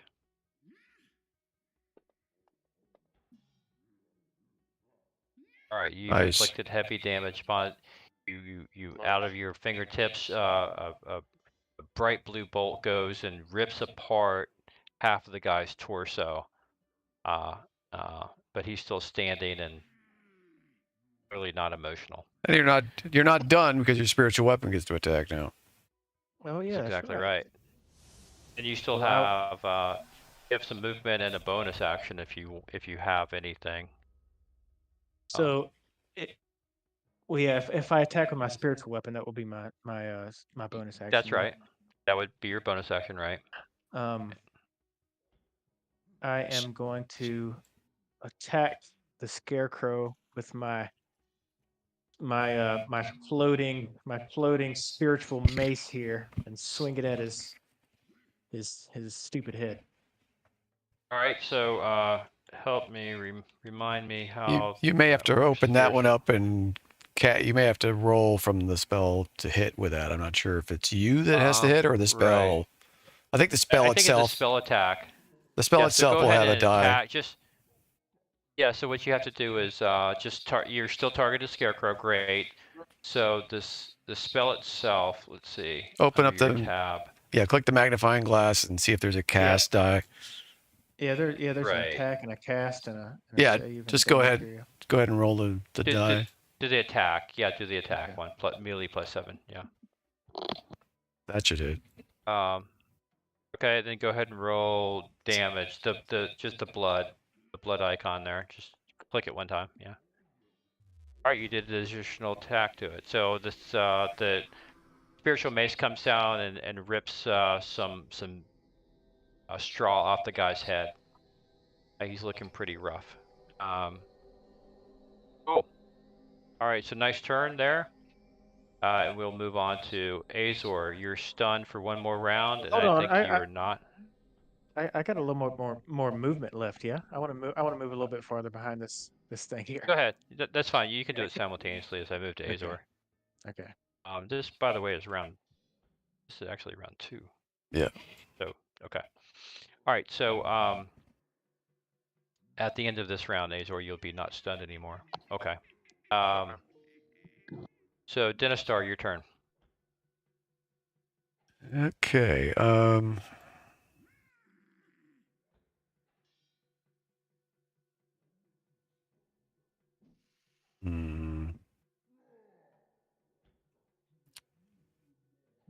I can't see the one Scarecrow. He's behind the wagon, looks like. That's right. We already know that this stupid hag apparently has got some kind of resistance. I'm going to go ahead and cast good old magic missile. I'm going to split it up between the scarecrow and the hag. And I'm going to cast it at third circle. So it'll be 5 magic missiles. Go ahead and roll your damage. How are you doing it? 2 on 1, 1 on. I'm going to do 3 dice on the scarecrow because I think he's close to being dead, and 2 on the hag. I think you can shoot your first missile, and then shoot your second. If he falls, you can redirect. We'll let you do that, right? So you don't have to like guess at 3. Shoot 1. If he falls, Okay. redirect. Yeah. That's the first one. He's down. Nice. All right. 4 on her Scarecrow, then. Okay.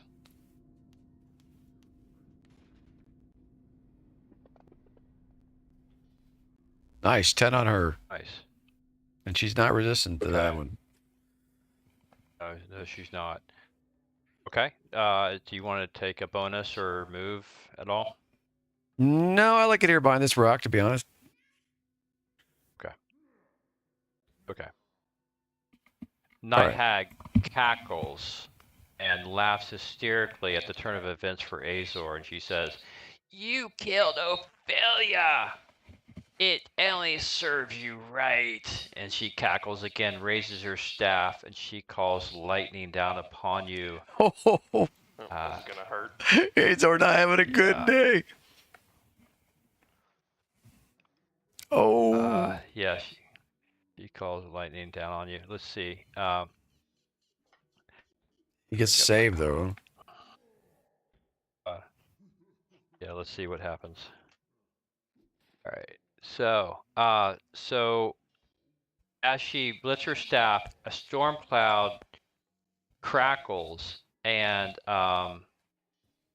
Druid abilities. basically a lightning bolt comes down. You got to make a saving throw, dexterity saving throw, but you're stunned, so it's an automatic fail. You're going to take. Okay, this is the damage you're going to take, but my friend. Boy. Ouch. 15. So Azor. 32 points you took off. 15 damage. You got 8 hit points So left. 17 to 32. Yeah. You He's are still up, though. That hurt. And she starts walking her way towards you, very casually, very sadistically laughing the whole time. "Take the head of my sister, will you? I will be taking yours in a moment." All right. One scarecrow's Okay, left. so The one behind the cart. yeah, the scarecrow moves around the corner. Oh gosh. And takes a retargets. Let's see, scarecrow. Let's see, where's scarecrow? Now you know why I hang back. Scarecrow 1. Okay, never mind. I've got my scarecrow. Wizard ain't stupid. That's what he will be doing. Scarecrow 1 has initiative. He is doubling down on Azor. So yeah, he targets Azor, not the soldier. And target that. Where's Azor? Makes an attack with his I claw. thought he was dead. Or rather. Wait, did he roll the hit? Let me.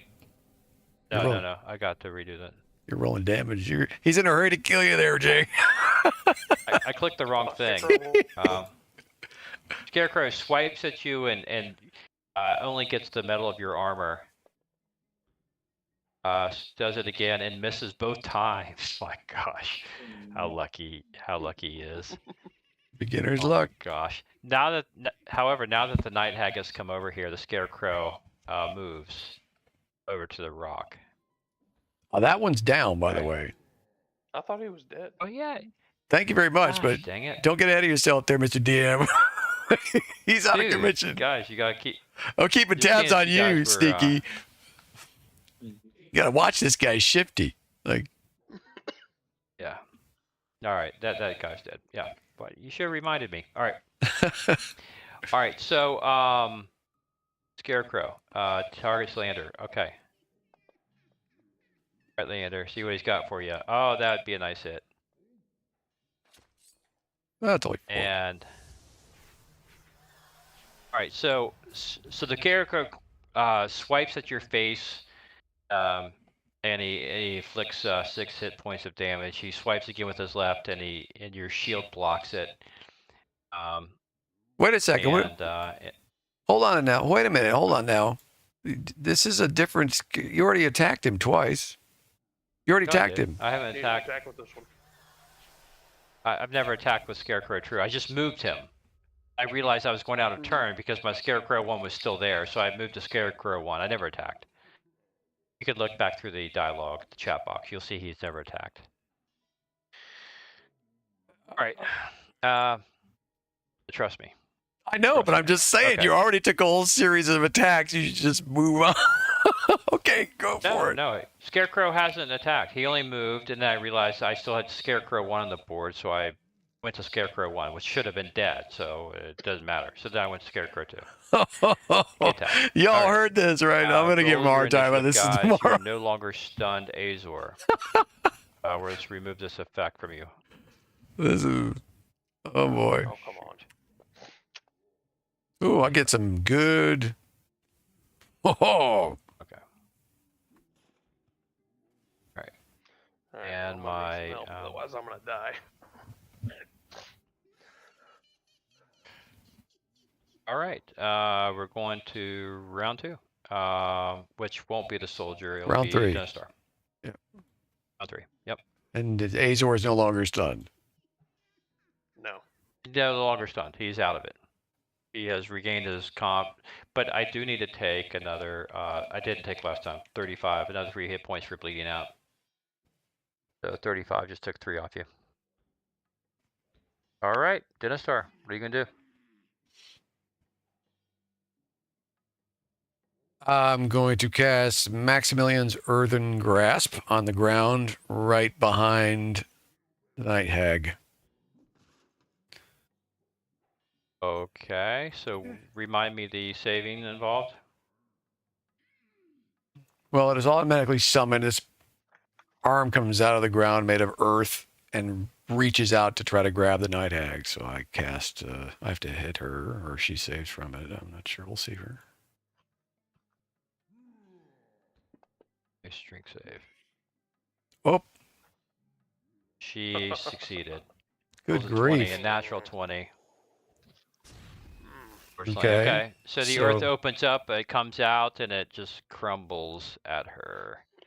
It misses. Does it It stay misses. It misses. It doesn't It crumble. misses. It stays for as long as I concentrate on it. So, Okay. All right, fair enough. I don't know if it. On a failed save, the target takes bludgeoning damage, but on a, yeah, I guess she just gets missed entirely. But I get to try to attack her again next round. And you can attack. You can use another spell so long as it's not a concentration spell, right? So. No, I mean not in the same Sure, round. you can. Not in the same round. Not the same round. Next round, Yeah, you'll still have it. Yeah, I You can cast other spells. cast a- yeah. Yeah. Cast a fireball if you wanted to, in theory. Right. So okay. So long as you just can't have 2 concentration spells going at the same time. Yeah. Right. Okay. Okay. All right. So you're staying there. Anything else? Nothing else I can really do. Nope. Sitting there. All right. Lander, you've got a scarecrow on you, and you've got a colleague who is desperately in need of some healing. What do you want to do? Okay, so I can move without provoking an opportunity attack, yeah? Yes. Okay. Well, first things first, I want to use my bonus action to attack this hag and see what kind of damage I can do. With my Got you. spiritual weapon, yeah. So we're going to target the hag, right, with you. Okay, go ahead and cast a melee +7 from the spell. Nice. You hit, which would have broken her concentration had she had a spell going. Okay, so go ahead and roll your damage.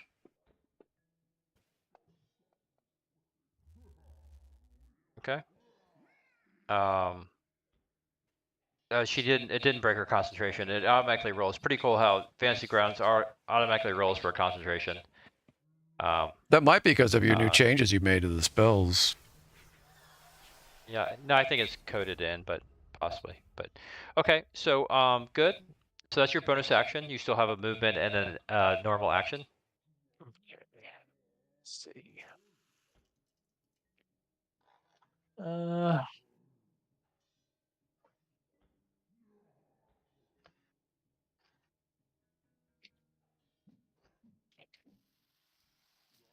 Mhm. Okay.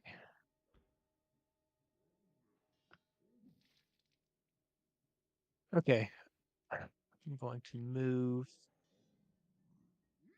once.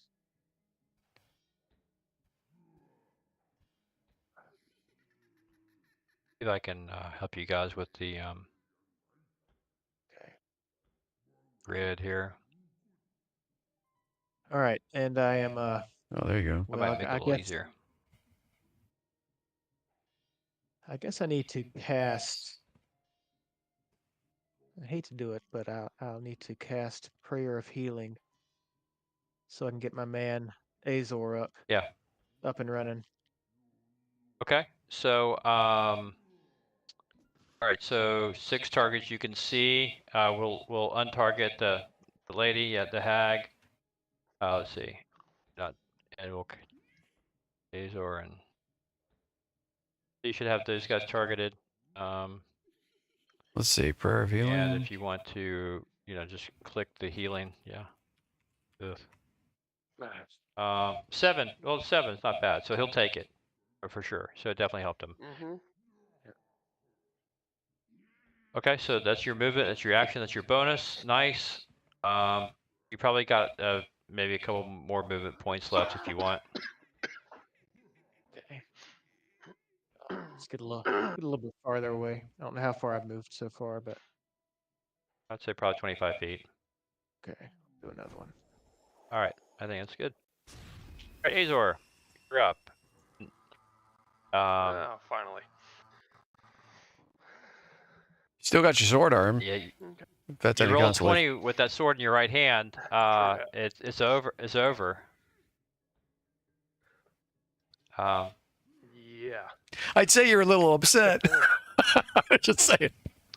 Very. Might get an advantage roll. I mean, maybe. Azor definitely feels the pain, but is very quickly becoming overwhelmed with a little bit of some Anger. rage. Honestly, he liked that arm. Yeah. It's his second favorite arm. All right. I'll give you. I'll let the rage. Hey, look. 50%. I'll give you a 50% shot that you have rage. I mean, full-fledged rage that enhances your ability. 51 or higher. 6 now. Burp, Sorry. burp. I was gonna give you. I was gonna give you advantage on the attack, but no. Okay. All right. So. Oh no, it's all good. It's all good. If I do want to ask you this too, because if I take like a potion of healing, is that going to count as an action It's or a it's bonus? Yeah, it's. I mean, I know it's going to require me to go into my backpack. It's on your person. I think. It depends Yeah, where I you have it. Yeah, I think if it's in your backpack, particularly with one arm, yeah, I think it's a full-fledged action. You can either get to your potion and drink it, or you can swing at this lady. Either way, you can still move though. You can move away from her. Oh, I'm After, definitely moving before, away after. from her. Yeah. You've got 12 hit points, so you're not going to bleed out this round or next. Your biggest threat is her. Yeah. Okay. Well. Yeah. Well, Azor's mad. And since the Scarecrow's dead, he's taking it out on the hag. So yeah, still holding his sword in his right hand. I'll just take a big old slash at this woman, and Okay, I'll take it. That'll work. Mm-hmm. You Yeah. still got another swing too. Okay. Oh yeah. And coming back with another swing.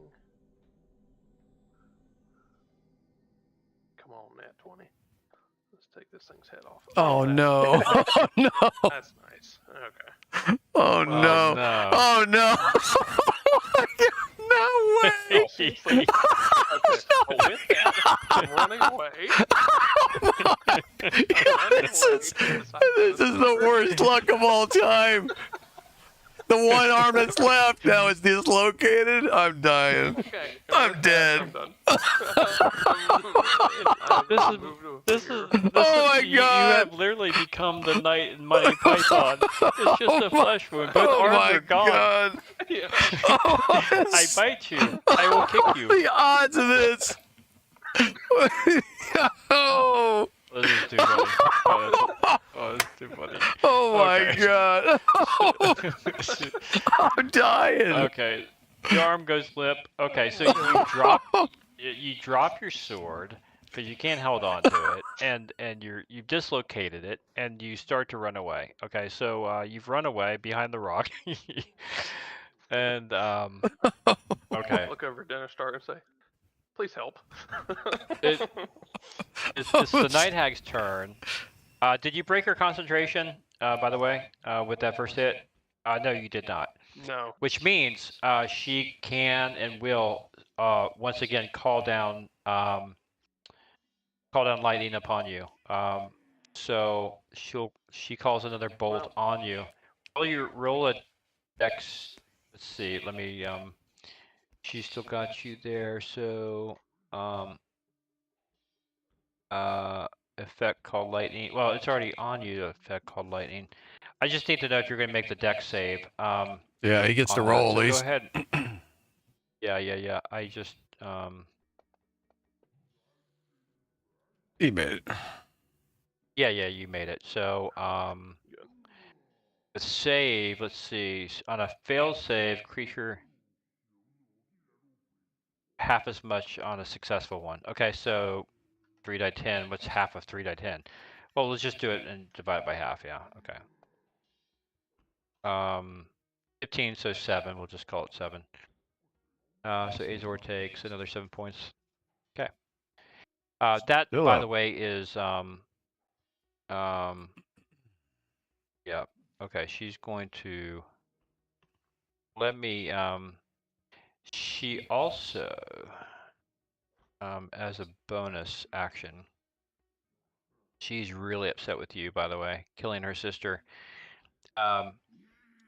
She cast as a bonus Graspy Vine, and she holds up her staff, and what I need you... No, she cannot. That's a concentration, even though it's a bonus. She doesn't care. She'll end the one concentration for another, even though it's a bonus. So let me see what saves there is on this. All right, so she conjures a vine that starts off right next to her, that sprouts out of the ground and rushes over towards you. And it lashes out. You need to make a dexterity saving throw. You need to make a 12 or higher. If you don't, Nice. you do. So it lashes out at you, but it misses. Azor with the two But it's still 14s in a there. row. It's All gonna these try again crazy next turn, likely. Okay. low chance things that are Which happening. brings us to the Scarecrow, which moves 30 feet and swipes at our friend Leander. Well, I'm gonna use I'm gonna use my warding flare reaction to cause disadvantage. Oh, okay. All right. So let me try that again.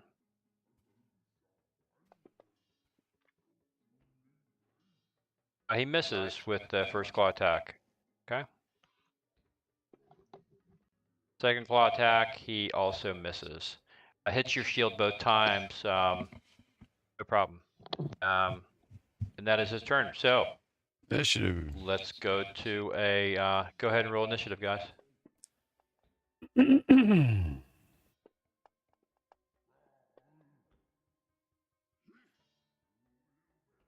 guys, how do my guys not roll initiative? They do, they just suck. All right, all right. Okay, so we should run around 4. Leander, it's your turn. Okay. Well, again, with my bonus action, I'm going to go we ahead have and not even hit this scarecrow. take a stab at this hag with my spiritual weapon. Go for it. Okay, let me see. Actions. The hag did not move though, Spiritual weapon. which was fortunate because I still can attack her with my Nice. Big time hit. earthen grasp.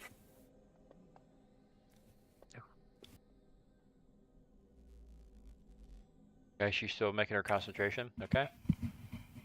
But you hit her. Okay. Well, I'm going to continue to move back here. Let's see, 1, 2, 3, 4. 5. All right, I'm going to cast Sacred Flame on our scarecrow friend here. Okay, let's see. Let's target that. Yeah. Okay. Let's untarget that and target. Good. Okay. Go for it.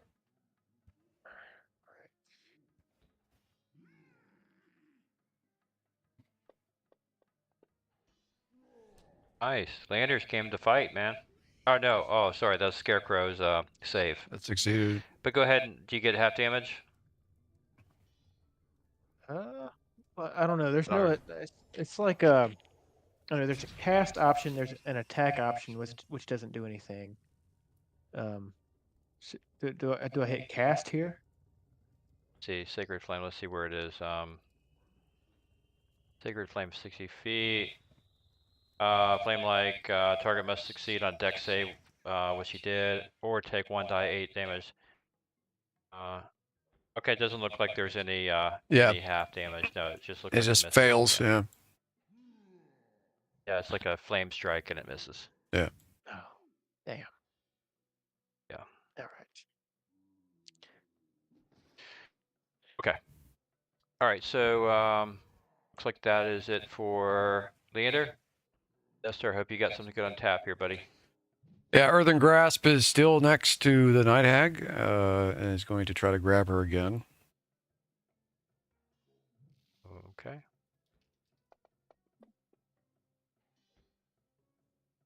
And she She saved succeeded. again. Yeah. Okay. I will.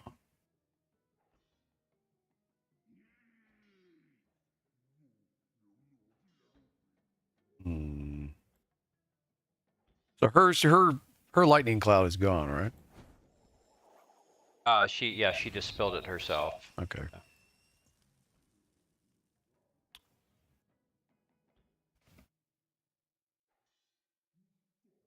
I'm gonna just, let's see, Scarecrow's right near us. I'm just gonna cast Magic Missile again. Because I needed to be able to, I need to be dividing damage up here, I think. So another.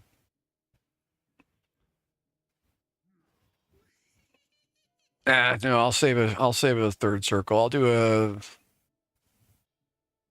second circle, so I'll toss 2 at each of them. Okay.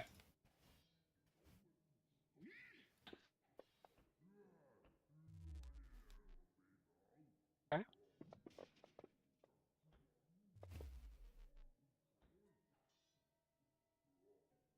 All right. Man, she keeps making her saves, doesn't she?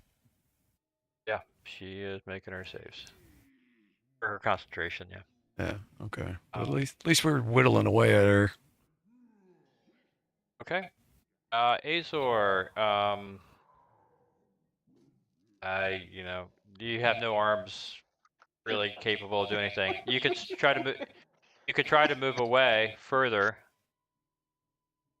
You want Azor, away from You could that vine. Yeah. you could get behind me and try to start digging in your pack to get your.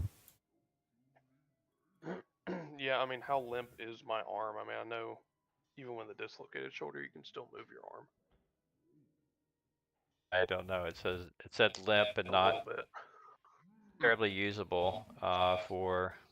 Let's just we didn't make that roll.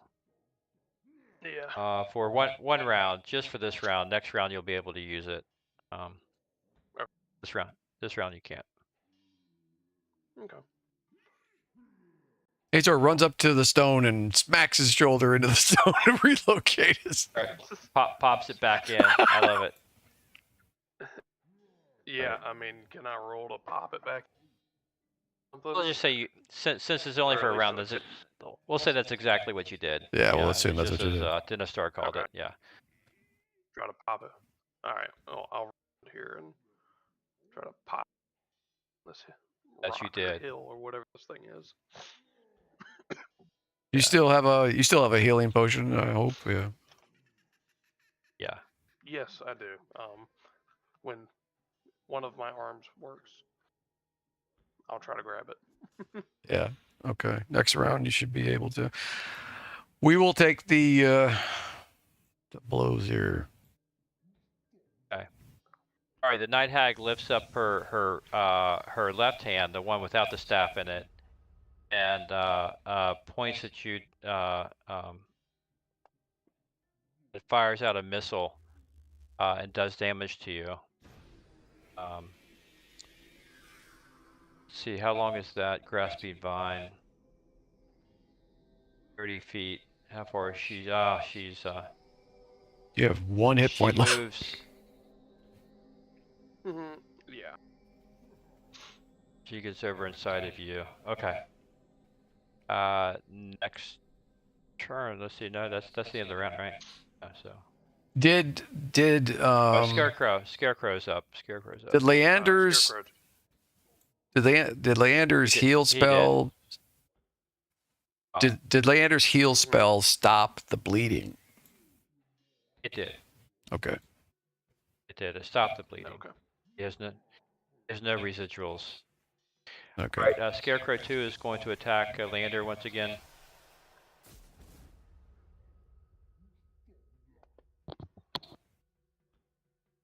Miss.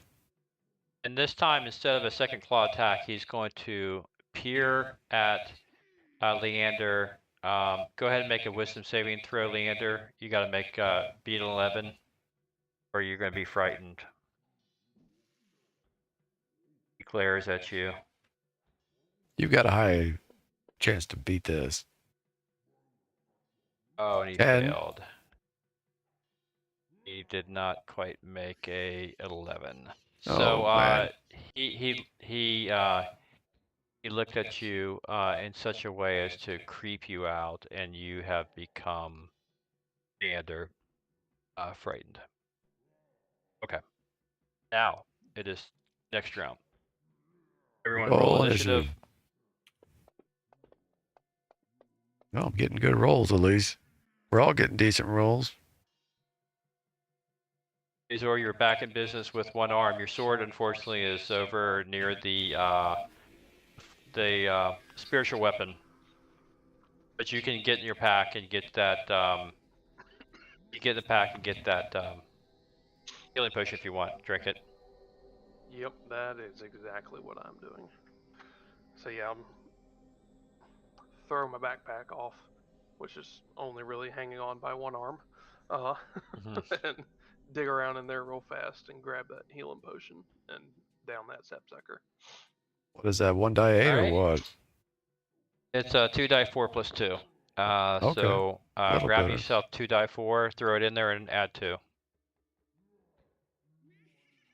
Or you could just click plus 2 next to advantage, and then give yourself 2 die 4 if you want. Should work the same way. Okay. +2 advantage. Yeah. Next to advantage is a +2 sign, so click that, and then grab your die fork, hit your right mouse button one time to give you 2 of them, and throw it in the chat box. Okay. Perfect. All right, so 7. you got 7. Yeah. Oh, good. All right, so we'll give yourself 7 back. Let's see, where is Azor up here? So you're down to 32. Yeah, you have 8 left. 8 hit points. Okay. And then. All right, we'll cross that off. That I'm going to You could go all the way around. Yeah, there you go. run around back here. Okay. I'm running around back there. Okay. All right, crouching down, you've got complete. Anyone attacking you has got disadvantage. Line of sight for sure. Okay. Let's see, that was you, Azor. So now up to Scarecrow, right? If I have this right. Scarecrow is still on to Leander. He's a one-track mind kind of guy. He's going to make an attack. Oh, He fumbled. Yes, he did. Nice. Okay. My gosh. Original How do you target. adjudicate that? So he's frightened. The Scarecrow lashes out at Leander, who's frightened, and out of sheer complete terror, he lifts up his sword to block the swing and actually hits the Scarecrow. So go ahead and roll damage. Let's see, Leander, go ahead and roll damage with your mace. Okay. Just click on the damage. It should already, it should apply to the Scarecrow, I think. Yep, it did. All right, that was his first attack. A surprise that he got hit by somehow his own attack. The Scarecrow tries again. This time he does in fact hit. Okay, and does some damage to Leander. Okay. All right, Denistar, what do you want to do? So is that the night hag to the northwest of me? Yes. Okay. Yes, it is. It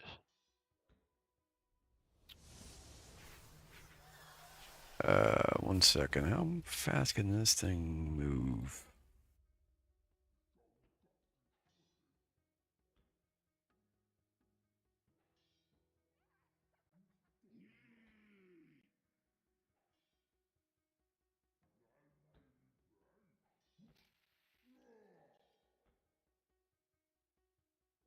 As an action, you can cause the hand to move to a different unoccupied space within range. Okay, so it can move up to 30 feet. Squares. Yeah. So we'll just assume that it chases the night hag. It's got enough to go up to her.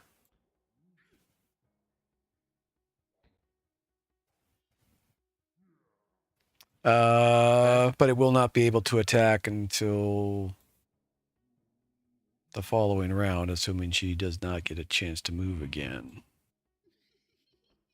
All right, so that's what that thing does. And now I will cast another spell.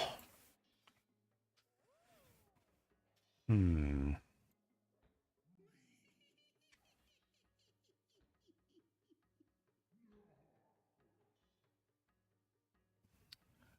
just going to go ahead and do Magic Missile again. What level are you casting at? Just first this time. So 3. And I'm just going to go ahead and put them all into the Scarecrow, I think. Yeah.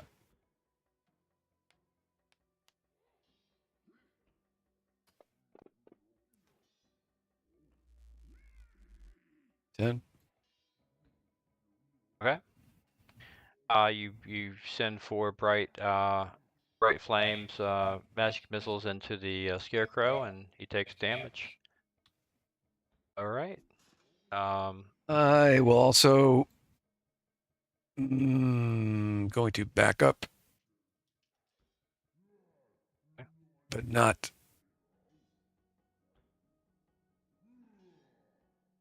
I should still be able to see. Yeah, I can still see him enough.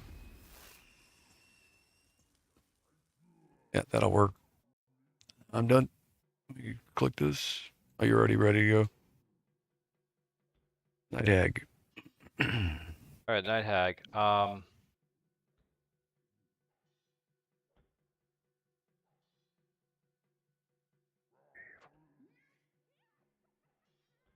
right, she comes up next to the Scarecrow, and she's going to attack. Hold on. I want to use my. I'll have three. I can use Warding Flare 3 times, right? So I Okay. want to use that, and Okay. blind her and cause disadvantage. Okay. She missed, so we'll assume that the disadvantage was effective. So, okay, she missed, and it's not coded in here that she has multi-attack. So, that's her round actually. Okay, Leander, it's your turn. You were frightened. You were surrounded by 2 people. You got stone behind you. What do you want to do? Oh boy. You still can use the. However, it doesn't mean you've lost concentration that I can tell. And you still have your spiritual weapon out there. Okay. Unless I missed it somewhere in the chat box. I don't think spirit weapon is concentration, is it? Anyway, Base, but yeah. It is. is it? Yes. Okay. So frightened means I have disadvantage on ability checks and attack rolls. Okay. So I'm going to use my bonus action to move my spirit weapon right behind the Scarecrow and swing at it. Okay.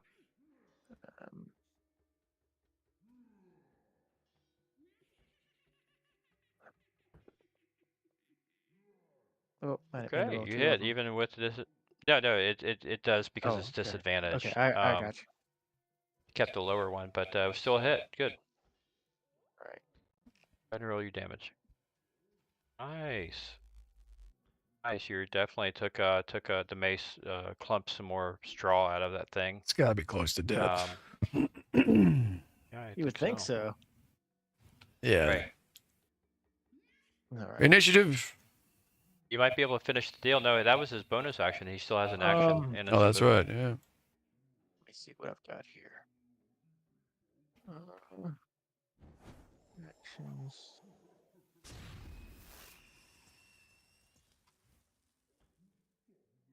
Well, I will. I just noticed that the party sheet has little I'm hit gonna swing my die mace bars. at the Scarecrow. Hopefully, I can get it out of the race here. Whoops.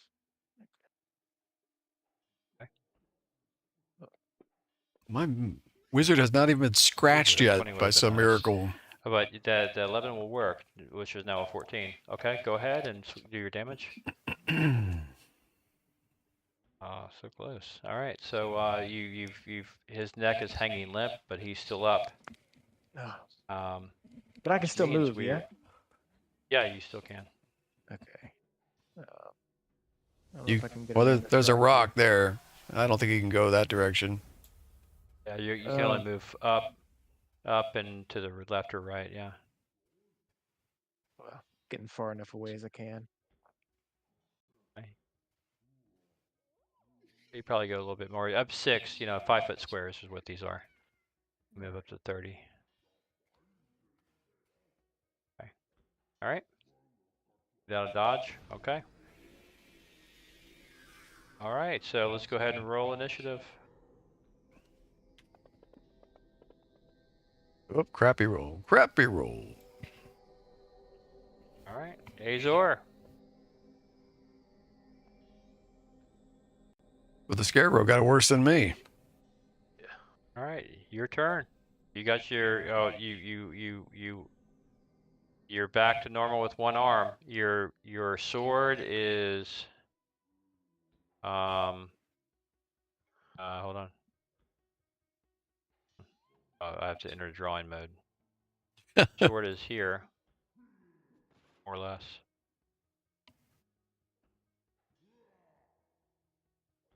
Up there by Yeah, but you have, that's not the only weapon you have, of course. In your backpack, what you put on the ground, you can grab at your longsword, which is hanging off the side of it. And I think at least you have that if you want. Or you can try to go get your, or you could try to hit her with a mandolin. It's up to you.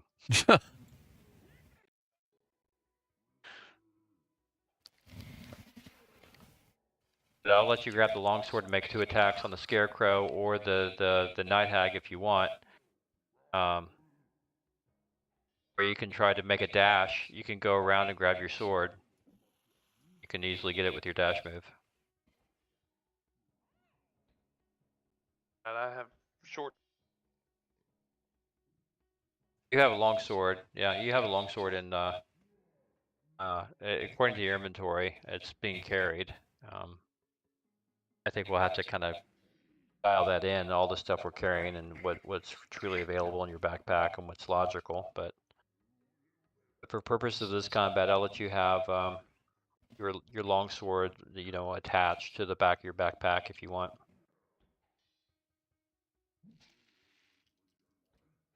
Or you could hold your bow with your feet and shoot your bow with one arm. Or you can scream, "It's just a flesh wound," and go up and kick them. Yeah, my warhammer too. Okay, well, you just let me know what you're swinging with. You're just gonna have to put it. You let me know. We'll put it in your primary hand at that point. You could throw your warhammer. You can do all kinds of stuff. You're not completely without abilities here. Just do a flying kick off the rock. Yeah.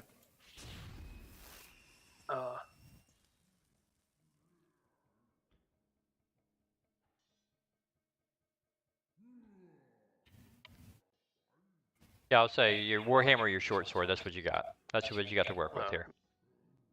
Warhammer or short sword. You tell me. Mm-hmm. No, we're gonna try something and see if it works. Yeah, warhammer makes. Okay, what are you doing? Yeah. So. Let's let me make sure. Okay. I'm gonna do a gust of wind. Okay, you're gonna cast a spell. Okay. Mm-hmm. Alright. If Alright. A strong gust of wind, 60 feet and 10 feet wide, blast from you in the direction you choose for the spell's duration. Each creature that starts its turn in the line must succeed on a strength saving throw or be pushed 15 feet away from you in the direction following the line. Creature in the line must spend 2 feet of movement. Okay. Okay. 60 feet long, 10 feet wide. So let's go ahead and make a pointer here. You could actually get behind the spiritual weapon and blow that direction and hit both of them. Basically, it's here and here. This is kind of like the magnitude of this thing, even further. You just tell me which way you want to point it. So did you move? You're moving and casting it. So basically, what we're doing is we are. I can't rotate this thing for some reason. Okay. Yeah, so I was just gonna move over here and then cast. Yeah, but you need to move. I'm saying you need to move a little bit more, one more north. If you want to get those two. Yeah, there you go.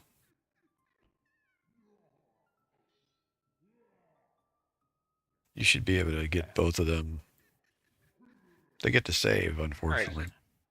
I think, so what you're trying to do is this, basically right here. This. And another one. Like here. Is this what you're going for? Wait, where are you getting? His point of origin is where he's at, right? Right, he's right here. No, he's trying to aim at the two of them. But by my arrows, he gets them. If he does, he's going to push the spiritual weapon away as well. If he gets any further to the right. They all get to save against it. Okay. And I don't necessarily think that the spiritual weapon could be affected anyway, but it's up to you. I don't know.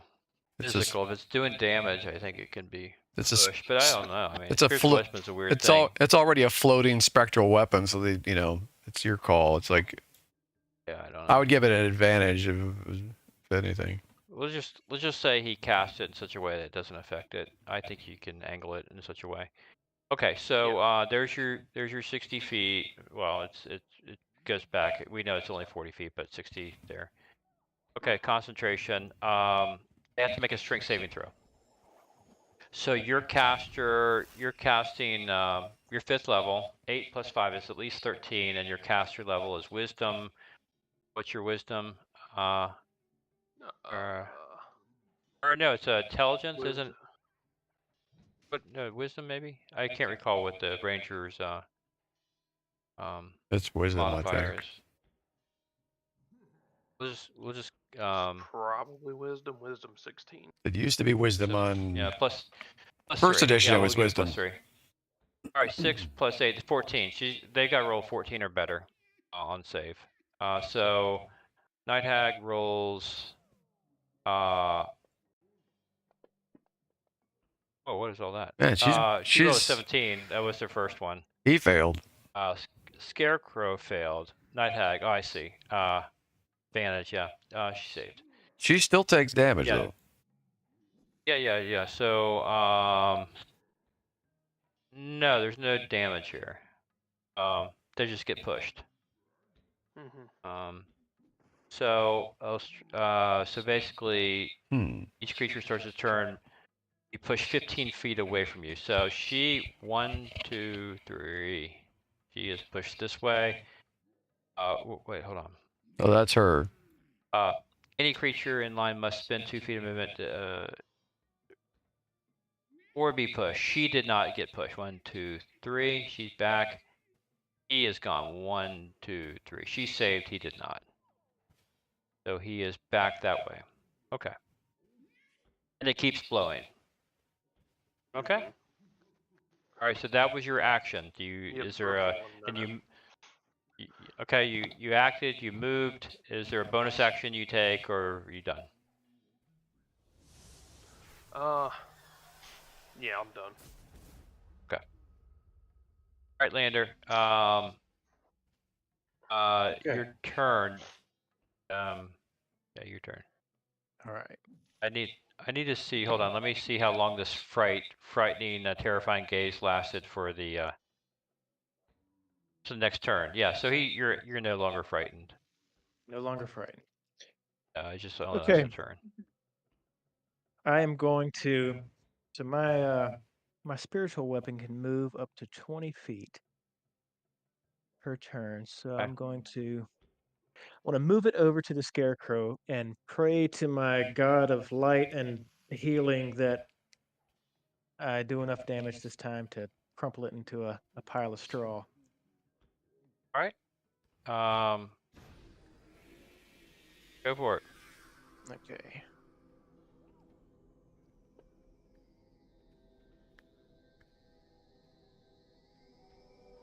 Nice. All right. Roll your damage. There we go. Dying. There The goes death the bell death has bell. rung.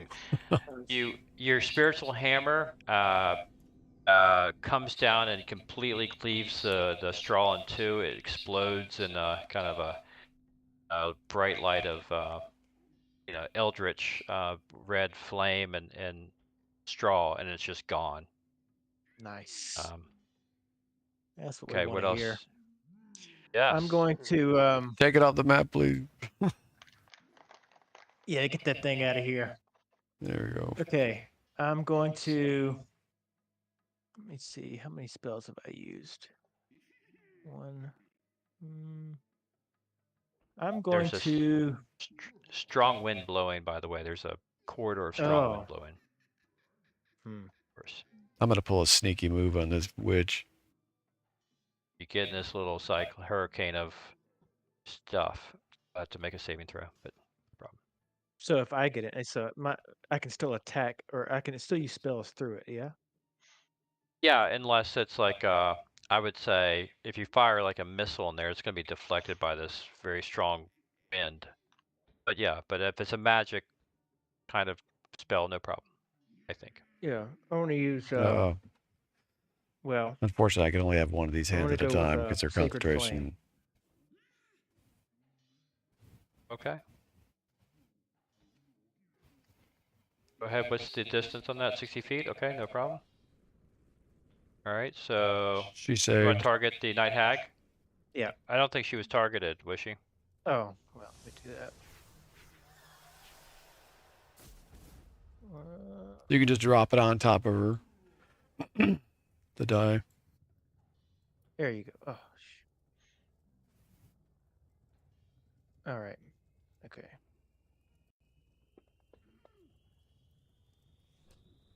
Okay. She You failed. did it, but it looks like she actually failed, yeah. Yeah, you hit her. For once, she actually failed something. Okay, you did a little damage to her. 3 points. All right. She cackled and said, I'm made of...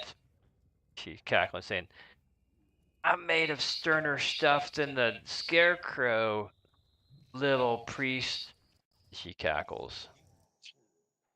Okay. I'm gonna move a little bit farther away, or I'm gonna. Let me see.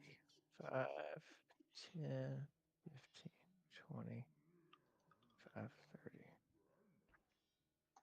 Okay, we'll go there. Okay. She's up. All right, the Night Hag. She doesn't roll a save. She instead, let's see, she instead looks at Azor and says, have fun with the arm, little ranger man. And then she jumps into the wind. She embraces the wind, goes forward, What? disappears. What? Oh no! I was just about to kill that hag. And she is gone. Okay. She is planar shipped out of there. She's gone. Okay, I think we should pick up Azor's arm. I think you guys, yeah. You need to do some kind of magical surgery here. I take it you dispel this this corridor of wind here. Yes. All right. Grab your sword. Okay. Yeah. Okay. You guys are left kind of shell shocked. Your spiritual weapon's still up for 4 more rounds, should there be, but you're out of round-based method. You killed yourself a couple of scarecrows. You did some damage to the hag, but she was never really in any danger of croaking. You guys are left picking up the pieces to say, what on earth? Your horses, you hope, are somewhere. They're not in sight. Well, we bind his arm up, obviously. Yeah. I'll leave that to the cleric. All right. If you guys want to pray, there's a chance. I'll give you a chance that it's divinely healed. Okay. I'll give you hold on. I'll give you a 10% chance, which is nice. All right. A 1 through 10 gets it divinely healed. Otherwise, you're gonna have to seek out some powerful cleric and potent healing. 23. Nope, doesn't have it. So you bind his arm back there, and You guys, is there any more spells or anything you want to add to Azor at the moment? I don't know if I can heal him. I can do cure wounds on him, but I don't know how what good that's gonna do. Well, he does need hit points back. Yeah. Yeah. Okay. All right. So I'll You use go cure right. wounds. Okay, so just target him and or drop it like Dinostar said, drop the cure wounds on to him. And don't forget to click your And, spell slot. Yeah. Okay. It's like a level 1, right? Yeah. Oh. Oh no. Not a great roll, but hey, it's something. It's 5 more than you had just a second ago. So he's down to 27. It was serviceable. He musters and I'll manage. And you guys are left picking up the pieces. I've got my And grasping hand near me, but it'll be gone here shortly, just in case. I don't think anything's coming back, right? So not tonight anyway. You hope not. You hope not. Yeah. So, well, with that, that's where we're going to leave tonight's session, as you guys are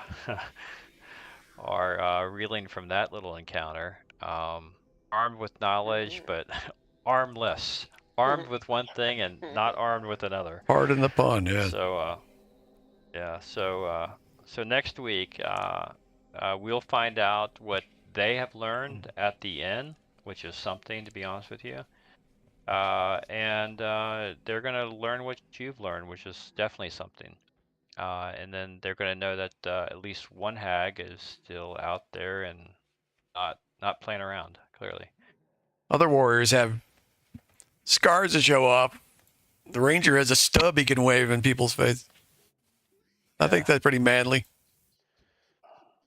That's got to be a first. I don't think I've ever had a character in any game ever have a limb chopped off.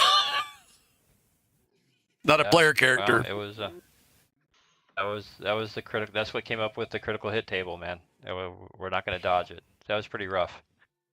I thought you guys were done for, man. Yeah. All right. Well. I honestly thought I was gonna die. I was like, well, this is the end. You were literally down to 1 hit point there for a minute.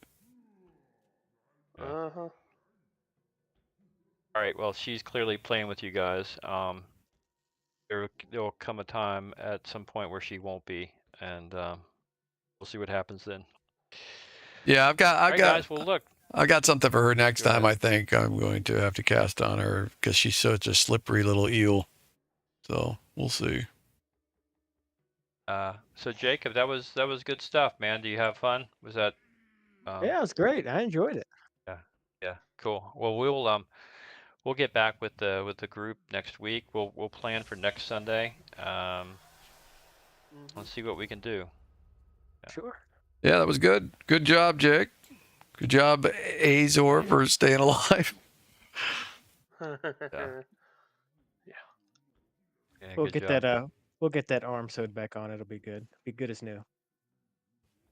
If we can find a high enough level cleric, we can technically get it regenerated, but it would take a high priest somewhere, probably in a city, and we'd have to pay a lot of money.